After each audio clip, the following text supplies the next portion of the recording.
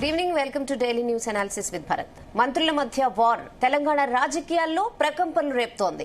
కమిషన్లు, వాటాల కోసమే ముఖ్యమంత్రి, మంత్రుల మధ్య కొట్లాటలు జరుగుతున్నాయని విపక్షాలు మండిపడుతున్నాయి.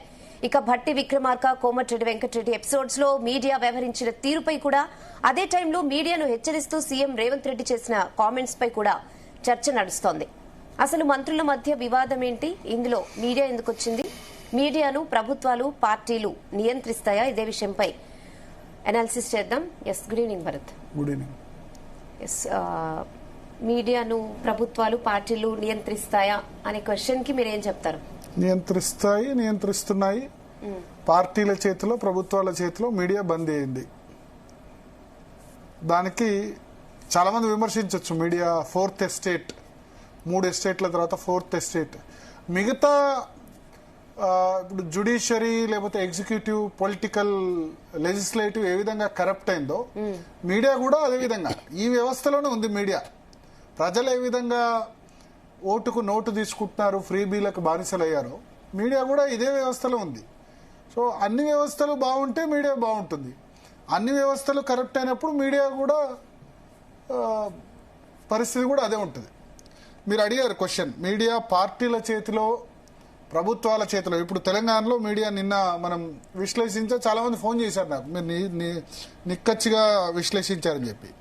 సో అయితే ఇక్కడ మనం చూడాల్సింది ఏంటంటే, మీడియా ఎందుకు ప్రభుత్వాలు, పార్టీల చేతిలో బందీ అయింది? ఇండిపెండెంట్ మీడియా, న్యూట్రల్ మీడియా, తటస్థంగా మీడియా ఏ పార్టీకి అనుకూలంగా లేకుండా ఎందుకు ఉండట్లేదు? దీనికి మనం కారణాలు చూస్తే గనక 2-3 కారణాలు. ఒకటి, ఒక మీడియా సంస్థ నడపాలంటే, అంటే పెద్ద మీడియా సంస్థ, న్యూస్ పేపర్ అయినా న్యూస్ ఛానల్ అయినా నడపాలంటే గనక అది డబ్బుల ఖర్చుతో కూడిన వ్యవహారం. ఇప్పుడు ఒక టెలివిజన్ ఛానల్ నడపాలంటే యావరేజ్గా నెలకు ఒక 2 నుంచి 3 కోట్లు, మంచిగా నడపాలంటే 2 to 3 crores ఎక్స్పెండిచర్ అవుతుంది. శాటిలైట్ ఛానల్ నడపాలంటే. యూట్యూబ్ ఛానల్స్ నడపాలంటే తక్కువ కావచ్చు డైరెక్ట్గా యూట్యూబ్లో. బట్ యూట్యూబ్ ఛానల్ నడిపితే మీరు యూట్యూబ్ ఛానల్ అని అంటున్నారు. దానికి క్రెడిబిలిటీ లేదు, దానికి విశ్వసనీయత లేదని చెప్పి యూట్యూబ్ ఛానల్స్కి అక్రిడేషన్ ఇవ్వట్లేదు, ఏమి ఇవ్వట్లేదు. డిజిటల్ మీడియా కదా అని అంటారు. డిజిటల్ మీడియా నడిపితే తక్కువనే అవుతుంది. న్యూస్ పేపర్, ఒక పేపర్ ప్రింట్ చేయాలంటే ఒక రోజు 12 పేజీలు లేకపోతే 20 పేజీలు ప్రింట్ చేయాలంటే ఒక్క న్యూస్ పేపర్ ప్రింట్ చేయడానికి 15 రూపాయలు అవుతుంది. కానీ ఎంత అమ్ముతున్నారు? మీకు 6 రూపాయలకు అమ్ముతున్నారు. 6 రూపాయలు హ్యాకర్ కమిషన్ అంతా పోతే ఆ న్యూస్ పేపర్కి మిగిలేదు 3 రూపాయలే. అంటే ఇంకా 9 రూపాయలు లేదా ఇంకా 10 రూపాయలు ఎక్స్ట్రా ఆ న్యూస్ పేపర్ వాళ్ళే ఖర్చు పెట్టి ఇస్తున్నారు. వాళ్ళ రెవెన్యూ ఏంది? మన చిన్నప్పుడు 90s, 95లో న్యూస్ పేపర్ గదే 2-3 రూపాయలు ఉంది, ఇప్పుడు గదే 6 రూపాయలు ఉంది. అప్పుడు టూత్ పేస్ట్ 2 రూపాయలు ఉంటే ఇప్పుడు 30 రూపాయలు, 40 రూపాయలు అయింది కదా. శ్రీలంకలో, పాకిస్తాన్లో లేదా వేరే చోట కూడా డైలీ న్యూస్ పేపర్ రోజుకు 30 రూపాయలు, 35 రూపాయలు అయిన పరిస్థితి ఉంది. కానీ మన దగ్గర మాత్రం 6 రూపాయలు పెట్టి చదవడానికి ఇబ్బంది. ఇక న్యూస్ ఛానల్స్ అయితే న్యూస్ పేపర్ కన్నా మీరు 3 రూపాయలు ఇస్తారు. న్యూస్ ఛానల్కి దేనికైనా డబ్బులు ఇస్తారా? వ్యూవర్స్ ఫ్రీగా చూస్తున్నారు కదా. అదే మీరు జెమినీలో, మా టీవీలో, లేకపోతే మాదే జీ తెలుగు ఉంది, దీనిలో మీరు చూడడానికి ఎంత ఇస్తున్నారు? నెలకి 19 రూపాయలు. మీరు ఒక ఛానల్కి 19 రూపాయలు కడుతున్నారు, అవునా? అదే క్రికెట్ మ్యాచ్ వచ్చింది అనుకోండి, స్టార్ స్పోర్ట్స్ 19 రూపాయలు పెట్టి మీరు రీఛార్జ్ చేయించాలి. చేస్తే 1 month వస్తుంది. స్టార్ స్పోర్ట్స్ 1కు 19 రూపాయలు, 2కు 19 రూపాయలు, 3కి. ఇక జియో హాట్స్టార్లో మ్యాచ్ చూడాలంటే దానికైతే ఇయర్లీ సబ్స్క్రిప్షన్ 1000 రూపాయలు దాకా ఉంది. అమెజాన్ ప్రైమ్ అయినా, నెట్ఫ్లిక్స్ అయినా మీరు సంవత్సరం చేయాలంటే మినిమం 1000 నుంచి 1500 సంవత్సరానికి ఖర్చు పెడుతున్నారు ఒక్కో వ్యూవర్. కానీ న్యూస్ ఛానల్ చూడాలంటే మీరు రూపాయి ఖర్చు పెడుతున్నారా? పెట్టట్లేదు. మన న్యూస్ ఛానల్కు డబ్బులు ఎట్లా వస్తాయి? ఎవరు ఇస్తున్నారు డబ్బులు? ప్రభుత్వాలు, రాజకీయ పార్టీలు. ప్రైవేట్ అడ్వర్టైజింగ్ ద్వారా వచ్చే రెవెన్యూ చాలా తగ్గిపోయింది. ఎందుకంటే 90% ఆఫ్ అడ్వర్టైజ్మెంట్స్ ఎంటర్టైన్మెంట్ ఛానల్స్కి, స్పోర్ట్స్ ఛానల్కి, ఐపీఎల్లో అడ్వర్టైజ్మెంట్కి 10 సెకండ్లకు ఎన్ని లక్షల రూపాయలైనా ఖర్చు పెడతారు. ఎందుకంటే క్రికెట్ మ్యాచ్కి అంత వ్యూవర్షిప్ ఉంటుంది. ఆ క్రికెట్ మ్యాచ్ ఒకటే ఛానల్ టెలికాస్ట్ చేస్తుంది, అవునా? స్టార్ స్పోర్ట్స్ టెలికాస్ట్ చేస్తే స్టార్ స్పోర్ట్స్, సోనీ టెలికాస్ట్ చేస్తే సోనీ. కాబట్టి అందరూ వచ్చే జియో హాట్స్టార్ టెలికాస్ట్ చేస్తే జియో హాట్స్టార్. కోట్లాది మంది వచ్చి అక్కడ చూస్తారు. కాబట్టి 10 సెకండ్ల అడ్వర్టైజ్మెంట్కు వాళ్ళు 10 లక్షలు లేదా కోటి రూపాయలు కూడా ఛార్జ్ చేస్తారు, ఓన్లీ 10 సెకండ్. ఇక 10 సెకండ్ అడ్వర్టైజ్మెంట్ 500 రూపాయలు, 1000 రూపాయలు కూడా ఇవ్వలేని పరిస్థితి. సో అడ్వర్టైజర్స్ అంతా కూడా ఎంటర్టైన్మెంట్ వైపు, సినిమాల వైపు, స్పోర్ట్స్ వైపు మళ్ళీ 90% of advertisement revenue sports, cinema, entertainment channels వైపు వెళ్తుంది. న్యూస్ ఛానల్కి వచ్చే అడ్వర్టైజ్మెంట్ రెవెన్యూ 10% మాత్రమే. అది కూడా ఇప్పుడు డిజిటల్ మీడియా, యూట్యూబ్ రావడంతో తగ్గింది. సో ఇప్పుడు న్యూస్ ఛానల్స్, న్యూస్ పేపర్స్ బతకాలంటే ఎట్లా? ఒక న్యూస్ ఛానల్ పెట్టాలంటే మీరు స్టార్ స్పోర్ట్స్ వెళ్ళడానికి స్టార్ స్పోర్ట్స్కు 19 రూపాయలు చెల్లిస్తున్నారు. కానీ మా న్యూస్ ఛానల్స్ టెలికాస్ట్ కావాలంటే టాటా ప్లేకో, లేకపోతే ఎయిర్టెల్ డిటిహెచ్కో, లేకపోతే లోకల్ కేబుల్ ఆపరేటర్స్కో మేమే రివర్స్లో డబ్బులు ఇవ్వాల్సిన పరిస్థితి. క్రికెట్ మ్యాచ్, ఐపీఎల్, ఎంటర్టైన్మెంట్ చూడాలంటే ఏం చేస్తున్నారు? ఛానల్ చూసేందుకు వ్యూవర్ డబ్బులు కడుతున్నాడు. కానీ మా ఛానల్స్ ఈ కేబుల్ కానీ లేకపోతే డిటిహెచ్లో కానీ రావాలంటే మేము ఎదురుగా వాళ్ళ డబ్బులు ఇచ్చి చేస్తున్నాం. వ్యూవర్ రూపాయి కూడా ఇవ్వట్లే. Viewer it's not a paid channels. Paid channels, news channels paid channels లేవు, ఎందుకంటే too many news channels. So అప్పుడు ఏం జరుగుతోంది? రివర్స్ 2 తెలుగు రాష్ట్రాల్లో ఒక ఛానల్ టెలికాస్ట్ కావాలంటే కేబుల్ ఆపరేటర్లకు, డిటిహెచ్లకు 10 నుంచి 12 కోట్లు ఖర్చు పెట్టాలి. అంటే నెలకు ₹1,00,00,000, కేవలం నెలకు ₹1,00,00,000 ఒక ఛానల్ రన్ చేయాలంటే, అన్ని రాష్ట్రాల్లో రావాలంటే కేవలం డిస్ట్రిబ్యూషన్ ఎదురు వాళ్ళకే డబ్బులు ఇవ్వాలి. టాటా ప్లేకో, ఎయిర్టెల్కో, ఎస్ఎస్సికో, బ్రైట్ వేకో, కేబుల్ ఆపరేటర్లకు డబ్బులు ఇవ్వాలి. ఇంకా మిగతా ఖర్చులు ఛానల్ మెయింటైన్ చేయాలంటే మినిమం 300-400 మంది ఎంప్లాయీస్. ఈ తర్వాత రిపోర్టర్లు వాళ్ళు వెళ్ళాలంటే వెహికల్స్, ఓబీ వ్యాన్స్, 4G కిట్లు, టెక్నికల్ ఎక్విప్మెంట్, నెలకు 3-4 కోట్లు ఖర్చు అవుతుంది. కానీ రెవెన్యూ ఎక్కడి? దానికి 3-4 కోట్లు ఖర్చు అయితే 2 సంవత్సరాలు భరిస్తారు, 3 సంవత్సరాలు భరిస్తారు. ఆ తర్వాత మేనేజ్మెంట్స్ కూడా ఎవరు వాళ్ళ ఇంట్లోంచి పెట్టలేరు కదా. కనీసం ఆ 3 కోట్లు 4 కోట్లకు సేమ్ అంత వచ్చినా పడిపోలేదు. పెద్ద లాభం కూడా చూసుకోరు ఇలా న్యూస్ ఇండస్ట్రీలో. జరగకపోవడంతో ఏం జరుగుతోంది? న్యూస్ను కంట్రోల్ చేసేందుకు ఎక్కడ రెవెన్యూ వస్తుంది? పొలిటికల్ పార్టీలు, ప్రభుత్వాలు ఏదైనా అడ్వర్టైజ్మెంట్లు ఇస్తేనే మీడియాకు రెవెన్యూ వచ్చే పరిస్థితి. రాజకీయ పార్టీలు ఎన్నికల సందర్భంగా మీడియాకు డబ్బులు ఇస్తేనే వచ్చే పరిస్థితి. అప్పుడు రాజకీయ పార్టీలు, మీడియా, తర్వాత గవర్నమెంట్స్ కొల్లుడు కాకపోతే ఇంకేమవుతాయి? నేను అందుకనే పబ్లిక్ ఎవరైనా మీడియా ఇండిపెండెంట్గా ఉండాలి, న్యూట్రల్గా ఉండాలి అనే వాళ్ళకి నేను ఇచ్చేది ఏంటంటే, మీరు ఫ్రీగా చూస్తే గనక ఇట్లే ఉంటుంది. ఫ్రీగా కాకుండా న్యూస్ కూడా పెయిడ్ న్యూస్. మీరు 19 రూపాయలు ESPN స్టార్ స్పోర్ట్స్కో లేకపోతే సోనీ లివ్కో లేకపోతే జియో హాట్స్టార్కో నెలకు, జియో హాట్స్టార్ అయితే చాలా ఎక్కువ, నెలకు 150-200 రూపాయలు కూడా ఖర్చు పెడుతున్నారు, దానిలో సినిమాలు చూస్తున్నారు. కానీ న్యూస్ ఛానల్కి కనీసం 19 రూపాయలు కాదు, నెలకు 5 రూపాయలు ఇవ్వండి. 5 రూపాయలు ఇచ్చి 2 తెలుగు రాష్ట్రాల్లో ఒక 50 లక్షల మంది రీఛార్జ్ చేసుకుంటే 50 లక్షలు ఇంటూ 5 రూపాయలు నెలకు 5 రూపాయలు మాత్రమే. సంవత్సరానికి ఎంత? 60 రూపాయలు. మా జీ తెలుగు న్యూస్ అయితే కేవలం 10 పైసలే పే ఛానల్. ఎందుకంటే మా చైర్మన్ గారు ఏది ఫ్రీ ఇవ్వకూడదు అని చెప్పారు. 10 పైసలు అంటే సంవత్సరానికి ఎంత? ₹1.10, ₹1.20 సంవత్సరానికి మీరు చేస్తే సబ్స్క్రైబ్ అవుతారు. అట్లా మీరు ఒక 5 రూపాయలు న్యూస్ ఛానల్కి ఇవ్వండి. 5 × 12 60 రూపాయలు సంవత్సరానికి ఒక న్యూస్ ఛానల్కి ఇవ్వండి. మీరు వైఫై కోసం 700, 800, 1000 రూపాయలు ప్రతి నెల ఖర్చు పెడుతున్నారు. సంవత్సరానికి ఒక న్యూస్ ఛానల్కి మీకు ట్రస్టెడ్ ఉన్న న్యూస్ ఛానల్స్ గనక 60 రూపాయలు మీరు ఇచ్చినా మీరు ఆ మీడియాను క్వశ్చన్ చేయొచ్చు.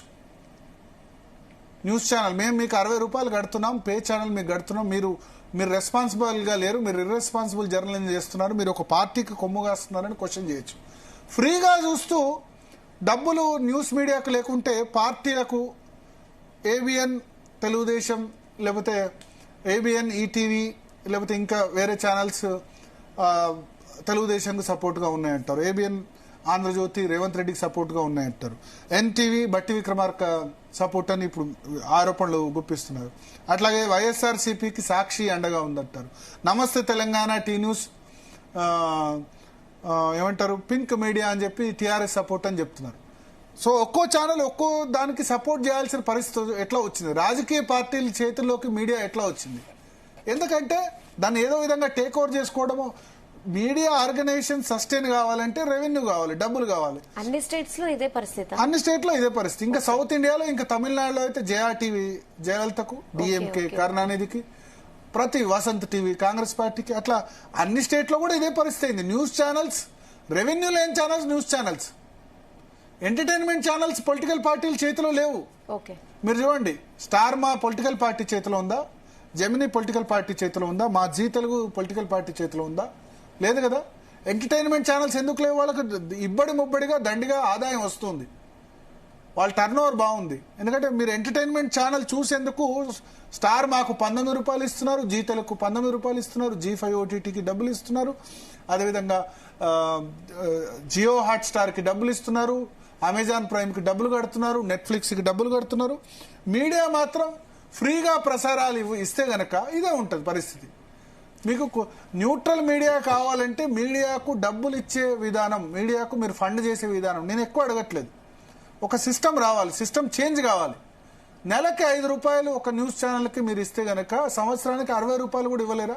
న్యూస్ పేపర్కి ఇప్పుడు 6 రూపాయలు న్యూస్ పేపర్ పెడుతున్నారు, ఈనాడు సాక్షి. వాళ్ళకు 180 రూపాయలు ప్రతి ఇంటి నుంచి నెలకు వెళ్తున్నాయి ఎవరైతే ఉందో. ఆ 180 రూపాయలు కూడా న్యూస్ పేపర్ ప్రింట్కు తక్కువనే. బట్ న్యూస్ ఛానల్స్కి ఎంత ఇస్తున్నారు ప్రజలు? సో ప్రజలు బీబీసీ, మీకు చాలా మందికి తెలియదు, బ్రిటిష్ బ్రాడ్కాస్టింగ్ కార్పొరేషన్, బీబీసీ ఎవరిది? ఇంగ్లాండ్, బ్రిటన్ సంబంధించిన సంస్థ, బ్రిటన్కు సంబంధించిన న్యూస్ కార్పొరేషన్. బీబీసీ ఏదైతే ఉందో బ్రిటన్ మౌత్ పీస్, బ్రిటన్ ప్రభుత్వ ఆధ్వర్యంలో నడిచే ఛానల్ బీబీసీ. చాలా మంది తెలియదు. మన దూరదర్శన్ వరకే ఉంది, కానీ బీబీసీ చాలా వందల దేశాల్లో ప్రసారం అవుతుంది. బీబీసీ తెలుగు కూడా ఉంది. బీబీసీకి బ్రిటన్ ప్రజలు పన్ను కడతారు, తెలుసా? చాలా మంది తెలియదు. బ్రిటన్ ప్రజలు పన్ను కట్టి బీబీసీని బ్రిటన్ ప్రజల ఇన్కమ్ ట్యాక్స్ లోనో లేకపోతే వాళ్ళ ట్యాక్స్ లో కొంత భాగాన్ని బీబీసీ ఎంప్లాయీస్ కి డబ్బులుగా ఇస్తారు. సో మీడియా న్యూట్రల్ గా, మీడియా గనక నిష్పాక్షికంగా ఉండాలి అంటే, పార్టీలు ప్రభుత్వాల చేతిలో బంధుగా కావాలంటే మీడియాలో కూడా pay channels, especially news channels pay channels అయ్యి కనీసం నెలకు 5 రూపాయలు చొప్పున, సంవత్సరానికి 60 రూపాయలు, నెలకు 5 రూపాయలు ఇస్తే గనక 50 లక్షల మంది 2 తెలుగు రాష్ట్రాల్లో సబ్స్క్రైబ్ చేసుకున్నారు అనుకోండి, నెలకు 2.5 కోట్లు వస్తాయి. ఈ 2.5 కోట్లతో ఒక ఛానల్ మెయింటైన్ చేయొచ్చు. అప్పుడు ఆ ఛానల్ న్యూట్రల్ ఛానల్గా ఉండేందుకు అవకాశం ఉంది. ఇప్పుడు మేము అడ్వర్టైజ్మెంట్ల మీద, మాకు రెవెన్యూ గురించి మేము రేవంత్ రెడ్డి మీద, చంద్రబాబు నాయుడు మీద డిపెండ్ కావాల్సిన పరిస్థితి. రేవంత్ రెడ్డి ఇవ్వలేదు అనుకోండి, అవతల టీఆర్ఎస్ కేటీఆర్ మీదనో లేకపోతే బీజేపీ రామచంద్రరావు మీదనో డిపెండ్ కావాల్సిన పరిస్థితి, లేకపోతే వైఎస్ఆర్సీపీ జగన్ మీద డిపెండ్ కావాల్సిన పరిస్థితి. అయితే ఆపోజిషన్ లేకపోతే గవర్నమెంట్ వీళ్ళు ఫండింగ్ చేస్తున్నారు. వాళ్ళు ఫండింగ్ చేసినప్పుడు మీరు మా దగ్గర నుంచి నిష్పాక్షికత, న్యూట్రాలిటీ ఎట్లా ఎక్స్పెక్ట్ చేయగలరు? ఫ్రీగా ఏదైనా వస్తుందా? ఏదేదో అడ్వర్టైజ్మెంట్ లో అంటాడు, డబ్బులు ఊరికే రావు, ఏది ఫ్రీగా రాదని ఆయన ఎవరు, గుండు బాస్ లలితా జ్యువెలర్స్ అంటాడు. సో మీడియా కూడా న్యూట్రల్ గా ఉండాలంటే ఫ్రీగా ఏదైనా వస్తుందా? ఫ్రీగా న్యూట్రల్ గా ఉండాలంటే అయితే, సో అందుకనే ఒక సిస్టమ్. నా చిన్నప్పుడు న్యూస్ పేపర్ ధర గంతే ఉంది, ఇప్పుడు మా అంటే 3 రూపాయలు ఉంది, 5 రూపాయలు 6 రూపాయలు అయింది. కానీ టూత్ పేస్ట్ ధర ఎంత పెరిగింది, ఆయిల్ ధర ఎంత పెరిగింది, లీటర్ ఆయిల్ అప్పుడు ఎంత ఉండే, ఇప్పుడు ఎంత ఉండే, 30 రూపాయలకు లీటర్ ఆయిల్ ఉండే, ఇప్పుడు 150 రూపాయలు అయింది. కనీసం 15 రూపాయలకు కూడా న్యూస్ పేపర్ రాలేదు. న్యూస్ పేపర్కు ప్రభుత్వ ప్రకటనలు అవసరం, లేదా ప్రతిపక్షాల ప్రకటనలు అవసరం, ఎన్నికల సమయంలో రాజకీయ పార్టీలు ఇచ్చే ఇది అవసరం. సో ఆ విధంగా న్యూస్ పేపర్స్, న్యూస్ ఛానల్స్ చాలా మంది ఇండిపెండెంట్ గా స్టార్ట్ చేసిన వాళ్ళు కూడా అమ్ముకున్నారు. అమ్ముకుంటే కొనుక్కున్న వాళ్ళు ఎవరున్నారు? మళ్ళీ రాజకీయ పార్టీలకు సంబంధించిన వాళ్ళు. ఇక్కడేదో పెద్ద సంపాదిస్తున్నారని కాదు, న్యూస్ మీడియాలో ఉన్న ఛానల్స్ కూడా, న్యూస్ మీడియాలో ఉన్న యజమానులు కూడా వాళ్ళు ఇక్కడ సంపాదించట్లేదు. దీని ద్వారా పొలిటికల్ కెరీర్ వాళ్ళకు వస్తుంది, లేదా వాళ్ళకు రాజకీయ పార్టీల పరంగా కెరీర్ వస్తుంది, మైలేజ్ వస్తుంది. దీనిలో ఏం లాభం రావట్లే. లేదా బట్ వాళ్ళ ఇమేజ్ పెంచుకోవడానికి అయితే ఛానల్ నడిపించుకుంటున్నారు కదా. డెఫినెట్ గా, అంటే మీరు చెప్పింది ఒక వర్షన్, లైక్ ఫ్రీగా చేయడం వల్ల ఇలా అవుతుంది అని. కానీ కొంతమంది పొలిటీషియన్స్ డబ్బుండి ఛానల్ పెట్టేసి ఇంకా కంటిన్యూస్ గా వాళ్ళ భజనే మిస్ అవుతుంది. అదే అందుకని నేను చెప్తున్నా, ఇప్పుడు కొత్తగా న్యూట్రల్ మీడియా రావాలంటే, రాజకీయ పార్టీల చేతులు రావద్దంటే దీనిలో లాభదాయకత ఎంత, దీనిలో ప్రాఫిట్ లేనిది ఎవరైనా వస్తారు. ప్రాఫిట్ కాదు, కాస్ట్ రానివ్వండి. నెలకు 3 కోట్లు ఖర్చు అయితే 3 కోట్లు రానివ్వండి. 3 కోట్లు ఖర్చు అయితే 1 కోటి రూపాయలు కూడా రావట్లేదు ఇక్కడ. ఎవరు లాస్ మేకింగ్ ఎవరు భరిస్తారు? ఎంతకాలం భరిస్తారు? సంవత్సరం భరిస్తారు, 2 సంవత్సరాలు భరిస్తారు, 3 సంవత్సరాలు. అందుకని న్యూస్ ఛానల్స్ అన్ని కూడా రాజకీయ పార్టీలు లేకపోతే రాజకీయ వ్యక్తుల చేతిలో ఎందుకు ఉన్నాయంటే ఇది కారణం. ఇక యూట్యూబ్ ఛానల్స్ పెట్టుకుంటే కనుక యూట్యూబ్ ఛానల్స్ కి క్రెడిబిలిటీ లేదంటారు, లేదా ఇది యూట్యూబ్ అంటారు. మొన్న రేవంత్ రెడ్డి అసెంబ్లీలో యూట్యూబ్ వాళ్ళ తొక్కి నారదీస్తామంటారు. దానికి ఖర్చు తక్కువే, కానీ అది కూడా ఓ లెవెల్లో మెయింటైన్ చేయాలి అంటే దానికి కూడా డబ్బులు అవసరం అయితే. సో డబ్బులు లేకుండా ఊరికే ఏది రాదు. మీడియా న్యూట్రల్ గా ఉండాలంటే ఇది ఒకటే మార్గం, పేమెంట్. నెలకి కనీసం పే ఛానల్స్, న్యూస్ ఛానల్స్ రావాలి. పే ఛానల్స్ వస్తే ఇప్పుడు తెలుగులో పే ఛానల్స్ ఏమైనా ఉన్నాయా చెప్పండి? ఏమీ లేవు, అన్ని దాదాపు ఫ్రీ ఛానల్స్. ఈటీవీ నెట్వర్క్ మాత్రమే, ఈటీవీ తెలంగాణ ఆంధ్రప్రదేశ్ ఉంది. మా జీ తెలుగు కూడా పే ఛానల్, కానీ 10 పైసలు పర్ నెలకు. సంవత్సరానికి ఎంత? ₹1.20 మాత్రమే మేము ఛార్జ్ చేస్తున్నాం. సంవత్సరానికి ₹60 ఛార్జ్ చేస్తే మేము ఇంకా న్యూట్రల్ గా ఉండగలం. మేము ఇప్పటికీ రేవంత్ రెడ్డి మీద డిపెండ్ అయి ఉన్నాం, చంద్రబాబు నాయుడు మీద డిపెండ్ అయి ఉన్నాం, కేటీఆర్ మీద డిపెండ్ అయి ఉన్నాం, తర్వాత బీజేపీ మీద డిపెండ్ అయి ఉన్నాం, వైఎస్ఆర్సీపీ జగన్ మీద డిపెండ్ అయి ఉన్నాం. కాబట్టి ఉన్నా సరే, డిపెండ్ అయి ఉన్నా సరే మేము న్యూట్రల్ గా వాయిస్ వినిపించేందుకు ప్రయత్నం చేస్తున్నాం. అంత ఇంతో ఆ మాత్రం డిపెండెన్సీ కూడా తగ్గాలంటే మీరు మమ్మల్ని డబ్బులు పెట్టి నెలకు ₹5 ఇవ్వండి. ₹5 మాత్రమే. నెలకు ₹5 ఇస్తే మాకు ఇప్పుడైతే మా ఛార్జ్ అంత లేదు, ₹1.20. ఏ న్యూస్ ఛానల్ అయినా డబ్బులు పెట్టి కొంటే గనక డెఫినెట్ గా వ్యూవర్స్ కి లేకపోతే ప్రజలకి అడిగే హక్కు ఉంటుంది. ఫ్రీగా చూస్తే గనక ఏముంటుంది? కానీ ప్రజల్లో ఇప్పుడు ఒక ఛానల్ ఒక పార్టీకని క్లియర్ గా జనాలకు కూడా తెలిసేలా నడుస్తున్నాయి ఇప్పుడు ఛానల్స్. మీరు చెప్పినట్టు కొన్ని పేర్లు, ఒక ఛానల్ ఒక పార్టీ, ఒక ఛానల్ ఒక పార్టీ, జనాలకు కూడా క్లియర్. ఆ ఛానల్ వాళ్ళు ఆ పార్టీ వల్ల వేరే విధంగా లబ్ధి పొందుతున్నారు. న్యూస్ లో కాదు, రాజకీయ పదవులో, లేకపోతే వేరే కాంట్రాక్ట్ లో, లేకపోతే ఇంకా వేరే విధంగా కాంట్రాక్ట్ లో, లేకపోతే పవర్ ప్రాజెక్ట్ లో, లేకపోతే ఇంకేదో ల్యాండ్స్ డీల్స్, వేరే డీల్స్, ఏదో విధంగా ప్రయోజనం పొందుతున్నారు. ఇప్పుడు ఉన్నాయి వదిలేయండి. ఇండిపెండెంట్ మీడియా రావాలంటే ఎట్లా? న్యూట్రల్ మీడియా రావాలంటే ఎట్లా? కొత్త వాళ్ళు రావాలంటే ఏంది? అల్టిమేట్ గా ఇదేం ప్రాఫిటబుల్ బిజినెస్ కాదు. ఇవాళ ఇడ్లీ బండి పెట్టి అమ్మితే ఇవాళనే డబ్బులు వచ్చేస్తాయి. కానీ మీడియా ప్రాఫిట్ లోకి రావాలంటే 3-4-5 సంవత్సరాలు అయినా గ్యారంటీ లేదు వస్తుందో లేదో. మీరు హోటల్ పెట్టండి, టీ అమ్మండి రోడ్డు మీద, ఇమీడియట్ గా డబ్బులు వచ్చేస్తాయి. మీడియాలో ఒక శాటిలైట్ ఛానల్ పెట్టాలంటే 15-20 కోట్లు ఖర్చు అవుద్ది, ఎస్టాబ్లిష్మెంట్ కాస్ట్. డిస్ట్రిబ్యూషన్, కేబుల్ ఆపరేటర్లు, డిటిహెచ్లు, మీ ఛానల్ రావాలంటే, మీ ఛానల్ ఎక్కడ కనబడట్లేదా అని అంటారు. రావాలంటే ఎదురు డబ్బులు ఇవ్వాలి మనం. మీరు స్పోర్ట్స్ ఛానల్స్ అవేమో ఈ స్టార్ స్పోర్ట్స్ ఏమో మీరే ₹19 కట్టి తీసుకుంటారు. న్యూస్ ఛానల్ ఏమో డబ్బులు ఇస్తే మీరు ఎవరు రీఛార్జ్ చేసుకోరా. పే ఛానల్ న్యూస్ ఛానల్ చేస్తే ఎవరైనా చూస్తారా? ఈ ఛానల్ లేకపోతే ఇంకో ఛానల్, ఫ్రీగా ఉన్న ఛానల్ మాత్రమే చూస్తామంటారు. సో మీరు కట్టేది ₹5, ఇట్ మ్యాటర్స్. నేనేమంటానంటే న్యూస్ ఛానల్స్ అన్ని కూడా మినిమం ఒక ₹5 కాదు, ₹2-3 ఉన్నా రీఛార్జ్ చేసుకోవట్లేదు. రీఛార్జ్ అక్కడ అని అడిగితే అక్కడ ఆగట్లేదు. టాటా ప్లేలో మా ఛానల్ ₹10 పైసలు పెట్టి రీఛార్జ్ చేసుకోండి అంటే అక్కడ ఆగట్లేదు. నెక్స్ట్ ఛానల్ కి జంప్ అవుతున్నారు. 1477 లో వస్తుంది 10 పైసా రీఛార్జ్ చేయండి అని. 10 పైసలు రీఛార్జ్ చేయడానికి కూడా ఆగకుండా నెక్స్ట్ ఛానల్కి వెళ్ళిపోతున్నారు. అప్పుడు మాకు వ్యూవర్షిప్ ఉండదు. వ్యూవర్షిప్ ఉండకపోతే ఏమంటారు? మీ ఛానల్ ఎవరు చూడట్లేదు అంటారు. ఛానల్ చూడకపోతే ఏం జరుగుతుంది? అడ్వర్టైజ్మెంట్స్ రావు. అందుకని మేము డిజిటల్ మీడియాలో ఫ్రీగా అయినా వస్తుంది డిజిటల్ మీడియా. సో ఛానల్ అక్కడ 10 పైసలు రీఛార్జ్ చేయాలన్నా, ₹1 రీఛార్జ్ చేయాలన్నా జనాలు ఆగట్లేదు. అక్కడ నెక్స్ట్ ఛానల్కి వెళ్ళిపోతున్నారు. ఎందుకు? ఈ ఛానల్ లేకపోతే ఇంకో ఛానల్ ఉంది. 15 న్యూస్ ఛానల్స్ ఉన్నాయి కదా తెలుగులో. ఇక్కడ లేకపోతే ఇంకో దగ్గరికి పోదాం. కానీ ఆగి ఆ 10 పైసలు రీఛార్జ్ చేస్తే అది ఎంతో కొంత కంట్రిబ్యూట్ అవుద్ది కదా. మీకు కావాల్సిన నిష్పాక్షిక మీడియా వస్తుంది కదా. నిష్పాక్షిక మీడియా అడుగుతున్నప్పుడు నిష్పాక్షిక మీడియా ఎందుకు లేదో ఆలోచించండి. న్యూస్ పేపర్, న్యూస్ ఛానల్స్ ఎందుకు పార్టీల చేతిలో, ప్రభుత్వాల చేతిలో బందీలైనాయంటే ఇది కారణం.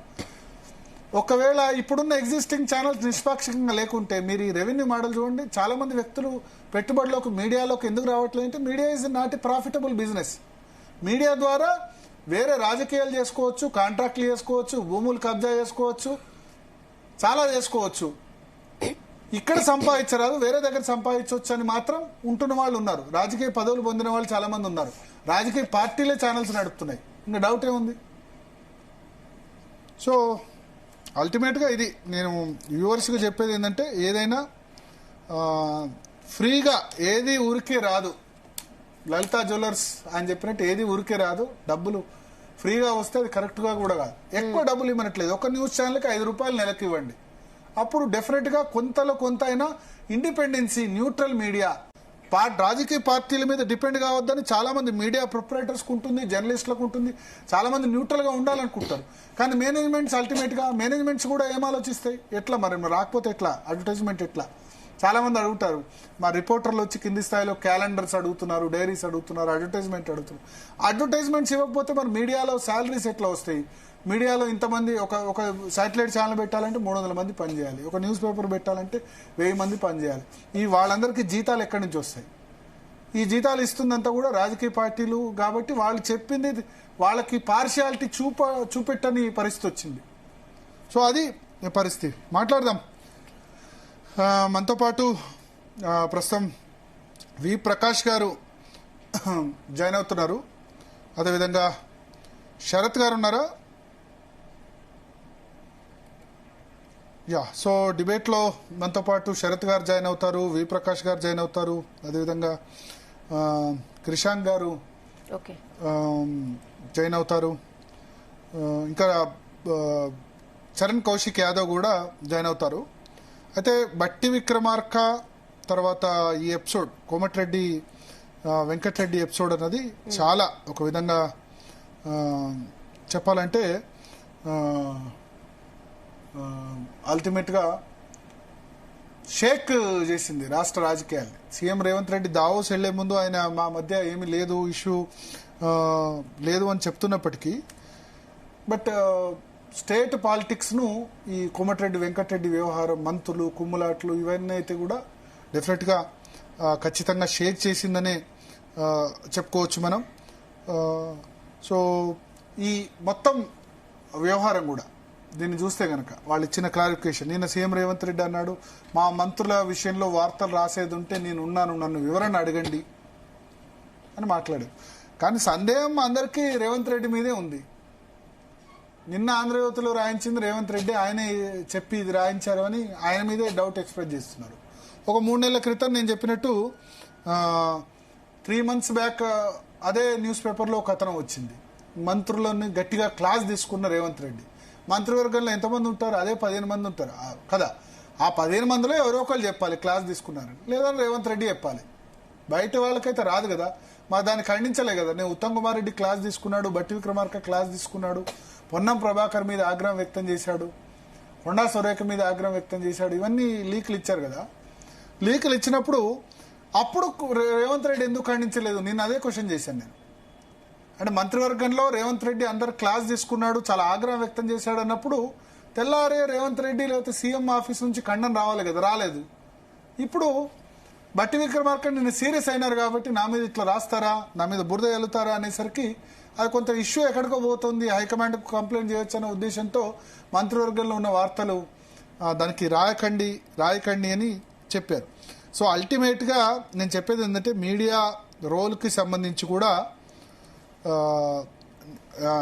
క్లియర్గా మనం ఇంతకుముందు డిస్కస్ చేసుకున్నట్టు నిష్పాక్షిక మీడియా రావాలంటే ప్రజల రెస్పాన్సిబిలిటీ ఉంది. దానికి మీరు క్వశ్చన్ చేయాలంటే you have to get something. ఇది ఎవరు కూడా నిష్పాక్షిక మీడియా అని చెప్పుకోలేని పరిస్థితి. ఎవరు పలానా దానికి మేము పార్టీకి కొమ్ము గాయలేదు అని చెప్పుకోవాల్సిన పరిస్థితి. కానీ చాలామంది జర్నలిస్టులకు ఉంది ఏంటిది ఎందుకంటే జర్నలిస్ట్గా మీరు నేను ఒక 3-4 ఛానల్స్లో పనిచేస్తుంటాం. పార్టీ అది ఆ ఛానల్ ఓనర్ ఎటు మారిపోతే మేనేజ్మెంట్ ఆ విధంగా మారాల్సిన పరిస్థితి, అంతేనా కాదా? సో దానిలో పనిచేసే వాళ్ళు కూడా ఆ విధంగా నిన్నటి వరకు టీఆర్ఎస్ అంటే టీఆర్ఎస్, కాంగ్రెస్ అంటే కాంగ్రెస్, నెక్స్ట్ బీజేపీ అంటే బీజేపీ. దానిలో జర్నలిస్టుల నుంచి నిన్నటి పై స్థాయి యాంకర్స్ నుంచి పై స్థాయి సీఓల నుంచి కింది స్థాయి జర్నలిస్ట్ వరకు ఎటైతే అబౌట్ టర్న్ అన్నట్టు అటు నుంచి ఇటు టర్న్, ఇటు నుంచి అటు టర్న్. సో జర్నలిజం మీడియా బందీ రాజకీయ పార్టీల చేతిలో ఇట్లా అయిందంటే దానికి కారణం ఏంటంటే ఇది రీజన్. కొత్తగా ఎవరైనా ప్రొఫెషనలిజం రావట్లేదు. ప్రొఫెషనల్గా ఇప్పుడు మీరు ఎగ్జాంపుల్ వేరే కంపెనీస్, మీరు ఏ బిజినెస్ అయినా చూడండి, ప్రొఫెషనల్ కంపెనీస్ వస్తున్నాయి, దీనిలోకి వస్తున్నాయా? రావట్లేదు కదా. ఎంటర్టైన్మెంట్ ఛానల్స్లో అంబానీ వచ్చేసాడు, అదానీ వచ్చేసాడు. మా జీ నెట్వర్క్ దేశంలో మన తొలి ప్రైవేట్ శాటిలైట్ ఛానల్, దూరదర్శన్ తర్వాత తొలి ప్రైవేట్ శాటిలైట్ ఛానల్ జిఏ. సుభాష్ చంద్ర గారు 90s లో ఆలోచించి ఈ ఛానల్ తీసుకొచ్చారు. సో ఇప్పుడు కార్పొరేట్స్ వచ్చేస్తున్నారు ఎంటర్టైన్మెంట్ సెగ్మెంట్ లో, న్యూస్ సెగ్మెంట్ లో కూడా వచ్చేసారు. అంబానీ, అదానీ, ఎన్డీటీవీ, న్యూస్ 18 దానిలో కూడా వచ్చేసారు. ఈ కార్పొరేట్లతో నాన్ కార్పొరేట్లు పోటీ పడగలరా? సో న్యూస్ ను లేకపోతే ఎంటర్టైన్మెంట్ లో కూడా దానిలో కూడా వచ్చేసిన పరిస్థితి, ఎంటర్టైన్మెంట్ లో కొంత లాభదాయకత. సో ఇది రాకుండా న్యూట్రల్ మీడియా రావాలంటే ఒకటే మార్గం ఏంటంటే వ్యూవర్స్ మీరు నెట్ కోసం రీఛార్జ్ చేసుకుంటున్నారు అంతేనా? నెట్ కోసం ఒక 2 GB నెట్ కోసం రోజు ఎంత ఖర్చు పెడుతున్నారో తెలుసు. సో ప్రతి ఒక్కళ్ళు ఈజీగా 200-300 రూపాయలైనా మంత్లీ సెల్ ఫోన్ కోసం ఖర్చు పెడుతున్నారు. బ్రాడ్బ్యాండ్ తర్వాత దీనికోసం మినిమం ఎంత ఖర్చు పెడుతున్నారు? బ్రాడ్బ్యాండ్ కానీ లేకపోతే ఆప్టికల్ ఫైబర్ కోసం కానీ వైఫై కోసం కానీ 700 ఖర్చు పెడుతున్నారు. మీడియా కూడా ఎంతో కొంత ఖర్చు పెట్టండి, 5 రూపాయలు నెలకు ఇవ్వండి. ఇచ్చే పరిస్థితి ఉంటే యూట్యూబ్లో కూడా డిజిటల్లో కూడా చాలా మంది ఫ్రీగా చూస్తారు. జాయిన్ అని ఉంటుంది యూట్యూబ్లో, దానికి ఫండ్ చేయండి అంటే దానికి చేసేవాళ్ళు చాలా తక్కువ మంది. సో ఒక 50 లక్షల కుటుంబాలు గనక నెలకు 5 రూపాయలు ఇస్తే 2,50,00,000తో బ్రహ్మాండంగా న్యూస్ ఛానల్ న్యూట్రల్గా నడపచ్చు. అదే సమస్య పరిష్కారం. మాట్లాడదాం. మనతో పాటు శరత్ గారు జాయిన్ అవుతున్నారు. శరత్ గారు, సో శరత్ గారు జాయిన్ అయ్యి లెఫ్ట్ అయ్యారట. అల్టిమేట్గా రెహానా, ఈ వ్యవహారం ఏదైతే ఉందో మంత్రులకు సంబంధించిన వ్యవహారం మున్సిపల్ ఎన్నికలకు ముందు కాంగ్రెస్ పార్టీలో ఒక విధంగా చాలా పెద్ద కాంగ్రెస్ పార్టీకి ఇది సెట్ బ్యాక్ అని చెప్పుకోవచ్చు. ఎందుకంటే ఎప్పుడు కూడా వార్తల్లో అభివృద్ధి ఉండాలి, వెల్ఫేర్ ఉండాలి. వాళ్ళు కొట్టుకుంటున్నారు, ఇక కాంగ్రెస్ పార్టీ ఇంతే, వీళ్ళు మారదు, అంతర్గత కుమ్ములాట్లు కీచులాట్లు. నేను ఒకటే రేవంత్ రెడ్డికైనా చెప్పేది, మీ మంత్రులంతా డిఫేమ్ అయితే రేవంత్ రెడ్డి ఒక్కడు ఇమేజ్ ఉంటే గనక, రేవంత్ రెడ్డి ఒక్కడి ఇమేజ్ ఉంటే కాంగ్రెస్ పార్టీ అధికారంలోకి రాలేదు. మీ ఎమ్మెల్యేలంతా డిఫేమ్ అయిపోయి, మంత్రులంతా డిఫేమ్ అయిపోయి రేవంత్ రెడ్డి ఒక్కడి ఇమేజ్తో అధికారంలోకి రాలేదు. కేసీఆర్ ఇమేజ్ బాగానే ఉంది మొన్న ఎలక్షన్లో, అవునా? ఇప్పటికీ బెస్ట్ సీఎం మీకు ఎవరు సీఎం కావాలంటే కేసీఆర్ అనే అంటారు. కానీ ఎమ్మెల్యేలు కరెక్ట్ అయిపోవడంతోటి ఎమ్మెల్యేలను మార్చకుండా అదే టికెట్లు ఇచ్చి కనీసం 30-35 మంది ఎమ్మెల్యేలు మార్చుంటే కేసీఆర్ మళ్ళీ అధికారంలోకి వచ్చేవాడు కదా. ఎమ్మెల్యేల ఇమేజ్ ఆ విధంగా కరెక్ట్ అయిపోయి ఎమ్మెల్యేలు భూ కబ్జాలు చేశారు, ఎమ్మెల్యేలు అక్రమంగా కేసులు పెట్టారు, ఎమ్మెల్యేలు సంపాదించుకున్నారు అని వచ్చిన తర్వాత మార్చకుండా ఉంటే కేసీఆర్ ఇమేజ్ ఎంత ఉన్నా సరే గ్రౌండ్లో అక్కడ ఎమ్మెల్యేల ఇమేజ్ కరెక్ట్గా లేకపోతే, మంత్రుల ఇమేజ్ కరెక్ట్గా లేకపోతే ఇది. సో కాంగ్రెస్ పార్టీ అధికారంలోకి రావాలంటే రేవంత్ రెడ్డి ఒక్కడు అందరు బాగుండి మిగతా మంత్రులందరినీ ఒకళ్ళ మీద ఒకళ్ళు కొట్లాటలు పంపించేసి వాళ్ళ గురించి ఏమంటారు వాళ్ళని అందరినీ డిఫేమ్ చేసి ఆయనకు మాత్రం ఏం లాభం ఉంటుందా? ఉండదు కదా. సో ఈ మొత్తం ఎపిసోడ్ ఏదైతే ఉందో కోమటిరెడ్డి వెంకటరెడ్డి వ్యవహారంలో వెంటనే సిట్ వేశారు రేవంత్ రెడ్డి. ఎందుకు సిట్ వేశారు? అందరు ఫస్ట్ నమస్తే తెలంగాణ లేకపోతే మిగతా వాళ్ళందరూ కూడా ఆ కోమటిరెడ్డి వెంకటరెడ్డి కథనం వెనుక రేవంత్ రెడ్డి ఉన్నారని రాశారు. రాయగానే ఇది నాకు సంబంధం లేదు, నిజంగా ఆంధ్రజ్యోతి రాసినట్టు, ఎందుకంటే ఆంధ్రజ్యోతి రాధాకృష్ణన్ చాలా మంది రెస్పెక్ట్ చేస్తారు. సరే పార్టీ అఫిలియేషన్ తెలుగుదేశం సపోర్ట్ ఉంటుందన్నా సరే, చూడండి మీరు ఇప్పటికీ ఓపెన్ హార్ట్ విత్ ఆర్కే ప్రోగ్రామ్ను వేలాది మంది ఇప్పటికీ ఆ ఇంటర్వ్యూస్ని 10 సంవత్సరాల క్రితం ఇంటర్వ్యూస్ని ఇప్పటికి కూడా చూస్తారు. కొంచెం నిష్పాక్షికంగా అడగడాన్ని కూడా చాలా గట్టిగా అడుగుతారు, మంచిగా అడుగుతారు, ఓపెన్ హార్ట్గా ఉంటారు. ప్లస్ రాయడంలో ఇప్పుడు ఈ విషయాన్ని బ్రేక్ చేయడంలో, నైని కోల్ బ్లాక్ విషయాన్ని బ్రేక్ చేయడంలో కూడా ఇటువంటి విషయాల్లో ముందుంటారు. చాలా గట్టి సోర్స్ ఉంది. ఆయనకు సంబంధించి ఒక ప్రత్యేక వర్గం కూడా ఫ్యాన్స్ ఉంది. మేబీ వైఎస్ఆర్సీపీ లైక్ చేయకపోవచ్చు, టీఆర్ఎస్ లైక్ చేయకపోవచ్చు, కానీ ఆంధ్రజ్యోతి రాధాకృష్ణకు సంబంధించి ఒక గట్టి ఫాలోయింగ్ ఉంది. తెలుగు జర్నలిజంలో రామోజీరావు తర్వాత ఒక ముద్ర ఆయన కూడా వేశారు. రామోజీరావు కానీ మన నేషనల్ మీడియాలో సుభాష్ చంద్ర గారి ముద్ర ఎట్లా ఉందో, జాతీయ మీడియాలో జీ నెట్వర్క్ మన చైర్మన్ గారి ముద్ర ఎట్లా ఉందో, తెలుగు జర్నలిజంలో ఒక 3-4 ముద్ర ఉంది. రామోజీరావు గారు, రాధాకృష్ణ గారు, రవిప్రకాష్ గారు, వీళ్ళ ముద్ర ఖచ్చితంగా తెలుగు జర్నలిజంలో ఉంది. సో దానిలో రాధాకృష్ణ కూడా ఒక స్టైల్ ఆఫ్ ఫంక్షనింగ్ ఉంది. అది రాయడంతో చాలా కూడా ఆయన రాస్తే కనుక ఎస్ దీనిలో గట్టిగా సోర్స్ ఉంది ఇటువంటి విషయాల్లో ఉందని అనుకుంటారు. సో చాలా మంది నమ్మారు కూడా, అది బట్టి విక్రమార్క ప్లస్ ఎన్టీవీ కలిసి చేశారన్నదాన్ని చాలా మంది ఇంకా కన్క్లూజన్ కూడా వచ్చేసారు. సో మాట్లాడదాం. మనతో పాటు శరత్ గారు జాయిన్ అయ్యారు. శరత్ గారు నమస్కారం. నమస్కారం. ఏమంటారు ఈ ఐఏఎస్ లా ఇష్యూ? ఐఏఎస్ అసోసియేషన్ అధికారుల వినిపిస్తుంది. ఐఏఎస్ అసోసియేషన్ కంప్లైంట్, జర్నలిస్టుల అరెస్టు, తర్వాత నిన్న ఆంధ్రజ్యోతి సంచలన కథనం. ఏమనిపిస్తోంది? కాంగ్రెస్ పార్టీ ప్రభుత్వం వాళ్ళది వాళ్ళు కొట్టుకోవడం ఇదంతా కూడా ఇది అంటే కాంగ్రెస్ రాజకీయాలను సుదీర్ఘంగా చూసిన వాడికి ఎవరికి ఇదేం ఆశ్చర్యం కలగట్లేదు సార్. రైట్ ఫ్రమ్ మేము ఎప్పటి నుంచి చెన్నారెడ్డి ప్రభుత్వం అప్పటి నుంచి చూస్తున్నాం. కాంగ్రెస్ కు శత్రువులు ఎవడు ఉండడు, విత్ ఇన్ ది కాంగ్రెస్ శత్రువులు ఉంటారు. వాళ్ళ డెసిడెన్సే వాళ్ళ దుర్మార్గం. తర్వాత ఒక కొత్త ట్రెండ్ ఇప్పుడు ఏమైందంటే, ఇంతకు ముందు ఎట్లా జరిగేది అని అంటే కాంగ్రెస్ లో సుస్థిరమైన ప్రభుత్వాన్ని ఈ కొందరు అసంతృప్తివాదులు కొద్దిగా దీన్ని అస్థిరపరిచేవాళ్ళు. ఇప్పుడు ఎట్లా జరుగుతుందంటే అసలు ప్రభుత్వమే తను తాను అస్థిరపరచుకుంటుంది. అంటే ముఖ్యమంత్రి ప్రభుత్వాన్ని అస్థిరపరచడానికని తన వన్ అప్మాన్షిప్ కి, అంటే తన యొక్క ప్రభావము రాష్ట్ర ప్రభుత్వం మీద ఏర్పడాలి, పార్టీ హైకమాండ్ కూడా నేను తప్ప ఎవడు ఇక్కడ గుర్రాలను మరల్చగల అర్జునుడు లేడు అని చెప్పుకోవడానికి చేస్తున్న కృషిలో భాగంగానే ఇవాళ ఈ ప్రభుత్వాన్ని అస్థిరపరచడం అనుకోండి ఈ రకమైన సంఘటనలన్నీ జరుగుతూ ఉన్నాయి సార్. సో అంటే ఎవరు అస్థిరపరుస్తున్నారంటారు? ముఖ్యమంత్రి చేస్తా ఉన్నాడు. అసలు యాక్చువల్లీ ఏంటంటే ఇది అంతా ఒక, అంటే మీరు కూడా కాంగ్రెస్ పార్టీని కవర్ చేస్తుంటారు, ఢిల్లీలో కాంగ్రెస్ పార్టీ వ్యవహారాలు చూస్తుంటారు. జనరల్ గా Congress party style of functioning ఎట్లుంటుందంటే అందరితో బాగా మాట్లాడతారు ఢిల్లీలో. అంటే అసంతృప్తివాదులు పైన చాలా మంచిగా మాట్లాడతారు, ప్రభుత్వ పక్షాన్ని నుంచి పైన మంచిగా మాట్లాడతారు, ముఖ్యమంత్రిని బాగా రిసీవ్ చేసుకుంటారు. తర్వాత ఎప్పుడన్నా కొన్ని కథనాలు వచ్చినాయి అనుకోండి, ప్రభుత్వాన్ని అసంతృప్తివాదులు అస్థిరపరుస్తున్నారు అది ఇది అని అంటే, అసలు మా పార్టీలో అసంతృప్తి వాదమే లేదు అని పార్టీ రాష్ట్ర శాఖ ఇన్ఛార్జ్ అక్కడ ప్రకటన చేస్తాడు. ఆ తర్వాత మళ్ళా వాడికి చెప్తాడు ముఖ్యమంత్రిని, నువ్వు ఎట్లయినా గానీ నిద్ర లేకుండా చేయాలా అని అట్లా చేస్తా ఉంటారు. ఇట్లాంటి సంఘటనలు గతంలో కూడా జరిగినాయి. డాక్టర్ చెన్నారెడ్డి గారిని ఈ రకంగానే హెరాస్ చేస్తుంటే, అప్పుడు శశిధర్ రెడ్డి గారు, నేను హైదరాబాద్ లో పనిచేస్తుంటే నాకు మరి శశిధర్ రెడ్డి గారు ఒకరోజు ఈవినింగ్ ఫోన్ చేసినాడు నేను ఈనాడులో ఉన్నప్పుడు, సరే సార్ ఇట్లా మా డాడీని వీళ్ళు చాలా అస్థిరపరుస్తున్నారు సార్, ఇట్లాంటి ప్రశ్నలు ఏదైనా రేపు వేయండి అని. అయితే అప్పుడు Rajiv Gandhi garu he was on his way to Sringeri Shankar Bhat, శృంగేరికి పోతుండే. హైదరాబాద్ లో స్టాప్ ఓవర్ ఉండింది, బేగంపేట ఎయిర్పోర్ట్ లో ప్రెస్ కాన్ఫరెన్స్ అన్నమాట. నేను, పాషం యాదగిరి, తర్వాత కృష్ణారావు, మా ఈనాడు కృష్ణారావు తెలుసు అనుకుంటా, మేమంతా ప్రెస్ కాన్ఫరెన్స్ కి వెళ్ళినాం.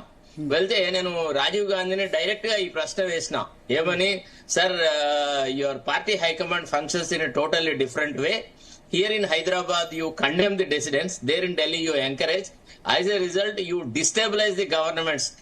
You don't allow any chief minister to function independently in the interest of the state అని నేను ప్రశ్న వేసిన. వేస్తే రాజీవ్ గాంధీ గారు నాతో ఏమన్నారు, you are highly uncharitable about the party high command. We are not like that. We never belittle the government. We never destabilize it. Rather, we would hear everybody. But anyway, you made that comment. Can you give an example అని అన్నాడు. అప్పుడు doctor MV Mysura Reddy అనే అతను doctor Chennareddy గారు నక్సలైట్లతో అయితే discussions చేస్తుండేనో ఆ పాలసీని తప్పుపడుతూ on the floor of the house criticise చేసినాడు. So I exemplified that. Sir, this is the latest example. Actually, you held talks with Liberation Front fellows in Punjab and Assam, Mizoram, everywhere. But here in Hyderabad, if the Honorable Chief Minister wants to talk to the extremist groups and want to bring in peace, when I want to bring them into the mainstream of life, why should a legislator of your policy have an objection అని నేను అడిగిన. Who is that legislator అని అప్పుడు రోషయ్య గారు PCC అధ్యక్షుడు ఆయన చెవులో అడిగినాడు. అడిగితే రాజీవ్ గాంధీ గారికి చెవులో రోషయ్య గారు చెప్పినారు మైసూరారెడ్డి అని. అయితే యాక్చువల్లీ డాక్టర్ మైసూరారెడ్డి నాకు కూడా చాలా మంచి మిత్రుడు.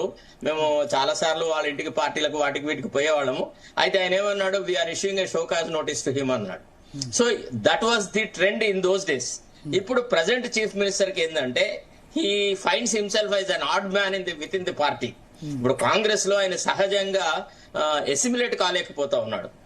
తన సుప్రమసీ రావాలి, తనకు ప్రాధాన్యత రావాలి, తనకు గుర్తింపు రావాలంటే ఆయనకు గుర్తింపు ఎవరి నుంచి వస్తుంది? గతంలో ఆయనతో పాటు తెలుగుదేశం పార్టీలో పనిచేసిన వాళ్ళతోనైనా, లేకపోతే బీఆర్ఎస్ నుంచి కాంగ్రెస్ పార్టీకి మైగ్రేట్ అయిన వాళ్ళ మధ్యలోనే ఆయనకు గుర్తింపు ఉంటది. సహజంగా కాంగ్రెస్ భావజాలంతో కాంగ్రెస్ పార్టీని నమ్ముకున్న వాళ్ళు, జెండా పట్టుకున్న వాళ్ళు రేవంత్ రెడ్డిని ఒక ఇలుటపాలు లాగానే చూస్తూ ఉంటారు. సో ఈ సుప్రీమసీ కోసమని, తర్వాత రెండోది పార్టీ హైకమాండ్ కి డబ్బుల కలెక్షన్ అనేది ఒక పెద్ద issue. Actually party now functions or rather parties ఉచ్ఛ్వాస నిశ్వాసాలు అంటే ఓన్లీ తెలంగాణ ప్రభుత్వం ద్వారానే జరుగుతుంది.